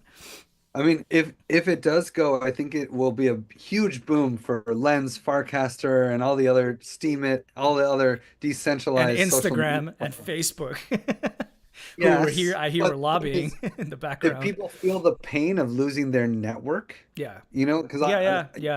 we 100%. lost. It's like, okay, I can go to Instagram, but what happens if Instagram also disappears or deplatforms me or something?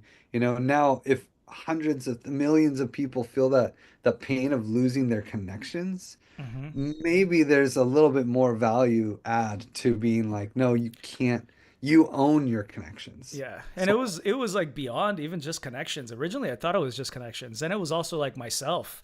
Like I realized that I knew myself through following the pictures that I've taken over the years. And I, thought about those pictures and I reflect on who I was. It's just something that I do. Like the opposite of my partner, who's happy to delete stuff. She calls me a digital hoarder. But I'm the yeah, same. Yeah, good. But Yeah. yeah, so I feel that stinging pain that I don't have those pictures. People friends are sharing, "Oh, look at me in high school." And I'm like, I don't have any of those pictures. It really hurts in a deeper way. Like, yeah. So it's something I Totally. still deal with the YouTube thing, losing the YouTube, like the old channel. I felt really bad about it. It was part of the reason I wasn't even motivated to make much video content. I was like, it Yeah. hurts to see less viewers out there. It hurts to like Yeah. think that I lost that I spent 7 years or whatever it was at the time, almost day and day, like just, but it happens to people. You lose your house, you lose, Yeah. this is normal to the human experience. So that's how I've kind of Yeah. come to deal with it. And then the benefit of it all is like I purged all the bots. I purged all the haters who were immediately disliking my video as soon as I put it up. So like most of my videos have 100% upvotes now. And I realized, Nice. this is great. These guys are tipping me on stream sometimes. This Quentin, $20 yesterday. Azam, Wow. $150. $50 from this guy. I'm like, like the people who support the show are still here. A lot of these people are Yeah. OGs again. They've seen you throughout the years and they're back. And like for a lot of people, Yeah, it looks like Mark the show. Address. I just pulled up the chat, and Mark Address said you got him to buy ETH at $10. Yeah, that's super fulfilling. And like, I get that, the joy that I brought people through doing that. And people just like to see the show every day. It becomes part of their routine. Like a TikTok mic, I realize. Yeah, I'm like, it surprises The, me. the daily stuff, I'm telling you, it's so great to Yeah, see you it as an is. option every day to just like, I can't always Thanks, watch man. the full video, but just seeing you more often on my feed, on my YouTube feed, like at least I can scroll to a part I want to hear Yeah, your opinion on. yeah, And it's just so nice because when you're doing it once a week, it's like if I see it, I see it. But yeah. And I was just I covering know retroactive news already. It was pretty late. It wasn't relevant to that day. And now my YouTube metrics are looking a lot better. Like it looks like a bullish chart on almost every metric now that I've started since January 1st, pretty much doing a video. So it's only the first month, but everything is going up. And I like that rewarding feeling of like number go up. It's just when I yeah. was up there, it was a lot harder. There were other YouTubers who started to come out after 2017. I was like the only Ethereum news guy. Then you had Bankless come out, which Yeah. I forgot who it was. I commented the other day, like Bankless is now doing other things. They're doing Solana. They're doing other things. And Totally. so I'm like, they're like, you should do a niche again in the Ethereum ecosystem. Like it kind of Yeah. has that bias already, but I don't know that I'm going to change the name back to Ethereum News just yet because I do want to remain biased. And Oh. Ethereum might change. Things could change, and I do want to stay open to that too. You never I know. mean, I'm an Ethereum bull, but it's one thing about just you got to be realistic here. Yeah. Ethereum is the second largest cryptocurrency in the world. It is the safe bet. I hold more Ether than any other currency, for sure, by a long shot. I love how you You know, said currency, not just cryptocurrency. no, yeah, including current any other asset for sure. Yeah. That is where I hold my value, store my value. And I think it's a safe bet. I think it's a very safe bet. Way safer than Solana or anything. But man, it's bull market time. You know, Uh-oh. I'm not seeing Griff here. Oh, oh there you no. are. There you are. There you are. Oh, There you good. are. The tokens with low market caps are just going to give you the good returns. And like I literally just went onto the virtuals protocol and just threw a few $100 into every AI agent that I thought looked cool. Just to play with the protocol, but also because it was like these are low market caps, and I did really well. Just throwing it in, totally just gambling. Where did you 100% do that? virtuals. So like Virtuals? there's all these oh my God. The craziest thing happened. So I've been playing with all these AI agent platforms and just goofing off, launching things and I I went to this one called creator.bid and I just put like $200 in. I was going to start like a bot that's an AI agent that talks about wallet safety on Twitter. That's it, like talk about safety, and it was going to be like a little bit of a shill for unicorn, but I was really just experimenting. I was like, how does this platform work? I tried out a bunch of other ones, and like some of them were good, some of them weren't good at making like good tweets and all that. So I wanted to see how this one was at Twitter. So I started making it, and not thinking I used my Griff.eth account, which is like it's on a multi-sig with Vitalik. It's like it's a very well-known account with has a bunch of money, old tokens in it. And it's like it's a high reputation account. And I didn't put that much money in, so the market cap was super small for this random AI meme coin. And a bunch of people came in and pumped the coin up to 400K. And I was like, what the hell? Like market cap. I'm like, dude, the Giveth token market that I've been working on for years, it's like a $2 million market cap. Okay. Like, it's not That's gotta really sting a small. little bit, dude. That's gotta sting. Yeah. It was definitely like, what the hell? And within 10 minutes, okay, I was in other calls. Like I wasn't even fully paying We attention. got a donation here and a question for you, Griff. I guess like a few questions. It's a good question. Thank you, Jack Knight, for the tip, man. Can Griff talk about graduating in the first class of university degrees in cryptocurrency? So I guess graduating among the first class of people graduating with a master's in digital currency. And how was the Yeah. experience? Do you still talk with your professors or other students? It was all online, Was and it Gary I think Gensler? No, I'm kidding. no, it wasn't Gary. It wasn't Gary.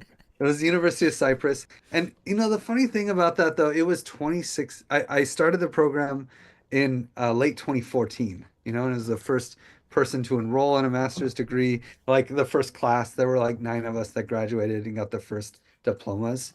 But it was a week after the DAO was hacked, you know? So like literally the DAO was hacked. And then I flew to Cyprus to go collect my diploma like a week later. So Good like timing I of it was all. dealing with a lot of other crazy things. And the DAO was such a success and such an interesting thing that I already made a name for myself. So the degree didn't really help me. But when I was doing the classwork, one of the things was to write one of the homework assignments was to write a white paper for something, right? So I wrote a white paper for a bike sharing economy. And I talked about and I was really interested in the sharing economy and, this whole like, how do we replace governments thing has always been and the sharing economy was like, decentralized public goods. And I was really interested in how that could come out, I still have that interest, although there's no Swarm City anymore, yeah. So Arcade City. yeah, Arcade City. I guess it's still there.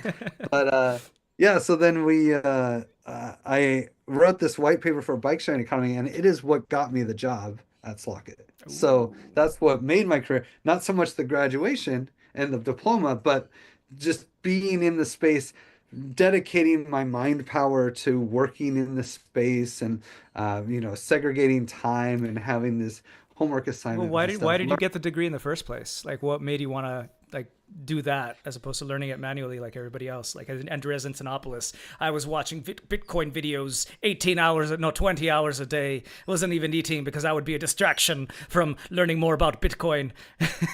I mean, that's definitely where I was at. I was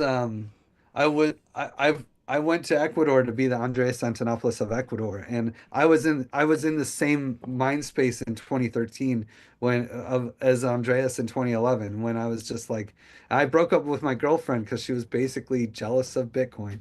Like, and I was like, I choose Bitcoin It's over like you. the meme, dude, with the It's guy turned so over on his phone and the girl pissed off. Exactly. I just couldn't put it down. I was so obsessed with the tech. Yeah.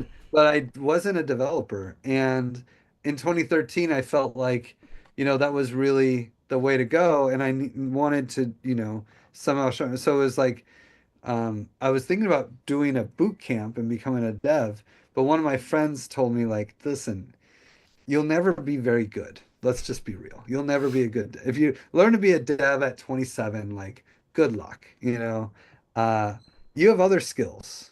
It takes a village, right, to make anything work. So lean on your other skills. And so to get in the space, I'm a chemical engineer. At the time, I was a massage therapist. Like, how am I going to make a name for myself in the space? And when I saw the opportunity to be the first, I was like, yeah, that's pretty cool. That is cool. Uh, Yeah, it's so super cool. Yeah, but I don't talk with the professors very often, although Andreas Antonopoulos was involved. He was one of the professors, which was cool. Wow. And I Holy have had cow. So you've learned from him personally. yeah, yeah. He was teaching Whoa. at the time they were doing these massive online courses, and so he that was like the first class. And then there were some other classes too that he would like come in for, but it was mostly other professors that were there, and I have seen some of them in the space, but like I didn't. It was all remote, so we didn't build like personal relationships. But another guy who actually graduated with me was the Bitcoin Lambo guy, the guy who sold a Lambo for Bitcoin, and really the whole meme of like want a Lambo meme came Yeah. from this guy. And funny story about that guy. He actually shorted Bitcoin with a Lambo and made more Bitcoin. He bought the Lambo with Bitcoin for Bitcoin with Bitcoin, and then Bitcoin's price went down, and so he sold the Lambo for Bitcoin for more Bitcoin than he paid for it. True So he actually degen. It's made true Bitcoin off degen. that Lambo. Yeah, I Yeah. love that. I love that. Yeah, he had a few fun rides, and then realized the maintenance costs were not Yeah, exactly. cool. Cool. I'm sure he's doing well. Well, thanks for making it out, Griff. This was a super fun Yeah. chat. We covered quite a lot. If there's anything else though that you feel like you wanted to touch about as you finish out here, just make sure that you share where people can connect with you and learn more about what you're doing and maybe see your companies. Yeah, the best thing is Twitter, honestly, at the Griff T on Twitter. So TheGriffT on Twitter. You probably search Griff Green and you'll come up with me pretty easy. The grift. Omar follows me, Yeah. so like that's a huge win. You follow me back too. Thanks for yeah, I follow you as well. So that if I'm followed by Omar Bam, then probably that's the right Griff. And then yeah, I think also, there were a lot of threads that we were just having a pretty tangential conversation, Yeah, yeah. go Yeah, here yeah. A and lot of there. threads we didn't follow all the way. Yeah, so if there is a thread in there that you wanted me to follow, just tweet at me and I can try to make some closing statement for you at the very least, because there are a lot of cool things to talk about, and 2.5 hours is probably long enough for one of these. Is that how long it's been? Oh, dang. Yeah, yeah, definitely. Well, thank you guys so much for making it out today. Make sure you reach out to Griff on Twitter. Like I said, check my page if you need help finding him. But yeah, the man here. Yeah. Oh, I should make some announcements too. Yes. Next week we're doing $100,000 public goods round on Giveth. So if you want to support nonprofits, it's this really democratic way of matching donations. So you can donate $1 to your favorite nonprofit that's on the platform, and then we will match it with hundreds of dollars. But your unique democratic influence distributes the matching pool, as opposed to like, oh, you donate $5, you ma get matched with 50%. So you can Very donate nice. $1 and really make an impact. And we support Solana, and we support all the Ethereum side chains and all that. So really easy donation experience. So definitely come to Give It. It's kind of, we call it loving on public goods, and you can support Roman Storm. You can support all these other cool, one of the PCRF, which you mentioned earlier, the Palestinian Children Relief Fund, and all the other cool projects on Giveth. So definitely check that out next week.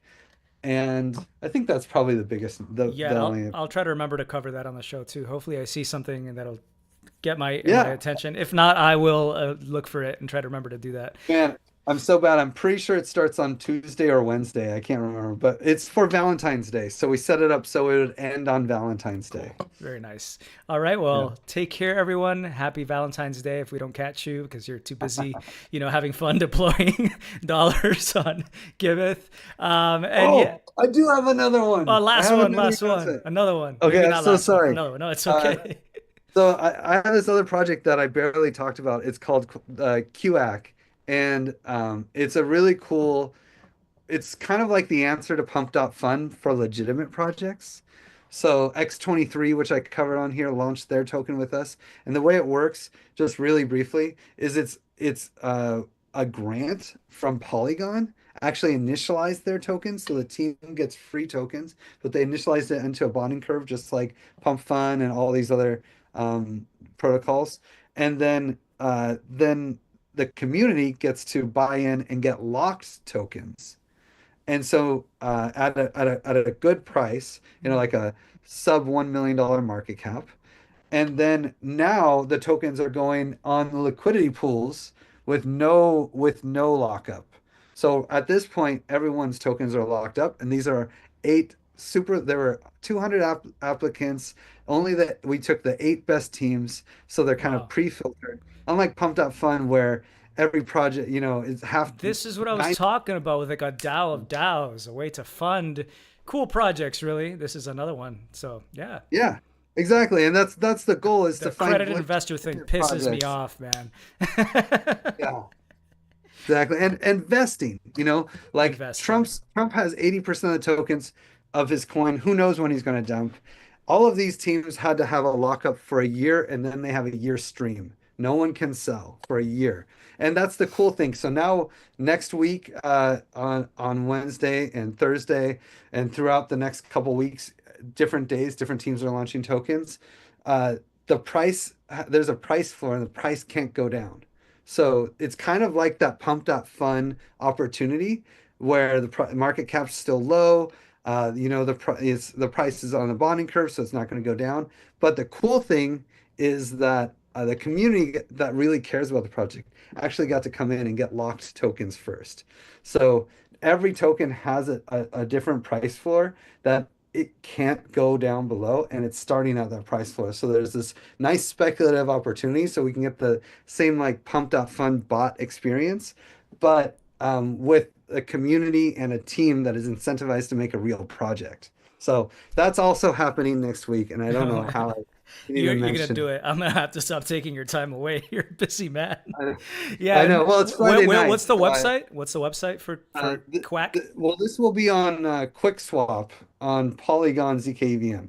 So you can go to QuickSwap. You can go to Q QACC.giveth.io, QACC.giveth.io, and that will link you to all the information about it. And but then if you want to buy the tokens, they're just on a normal DEX QuickSwap. Cool. Awesome. Thank you. Thanks for sharing that. That was super cool too. Yeah, I'm glad Yeah. you mentioned it. Well, thank you again, everybody. And we will leave you with that till the next time we see Griff and, talk about 1,500 billion other projects Mhm. outside and inside his brain that he's working on. I look forward to that. Hopefully we catch you guys there. Thank you for making out for the first interview on the new channel. And thank you, Griff, for being the first guest on it. Best guest ever. Take care, everyone. Yes. Much love and stay cryptic. Peace. Thanks so much.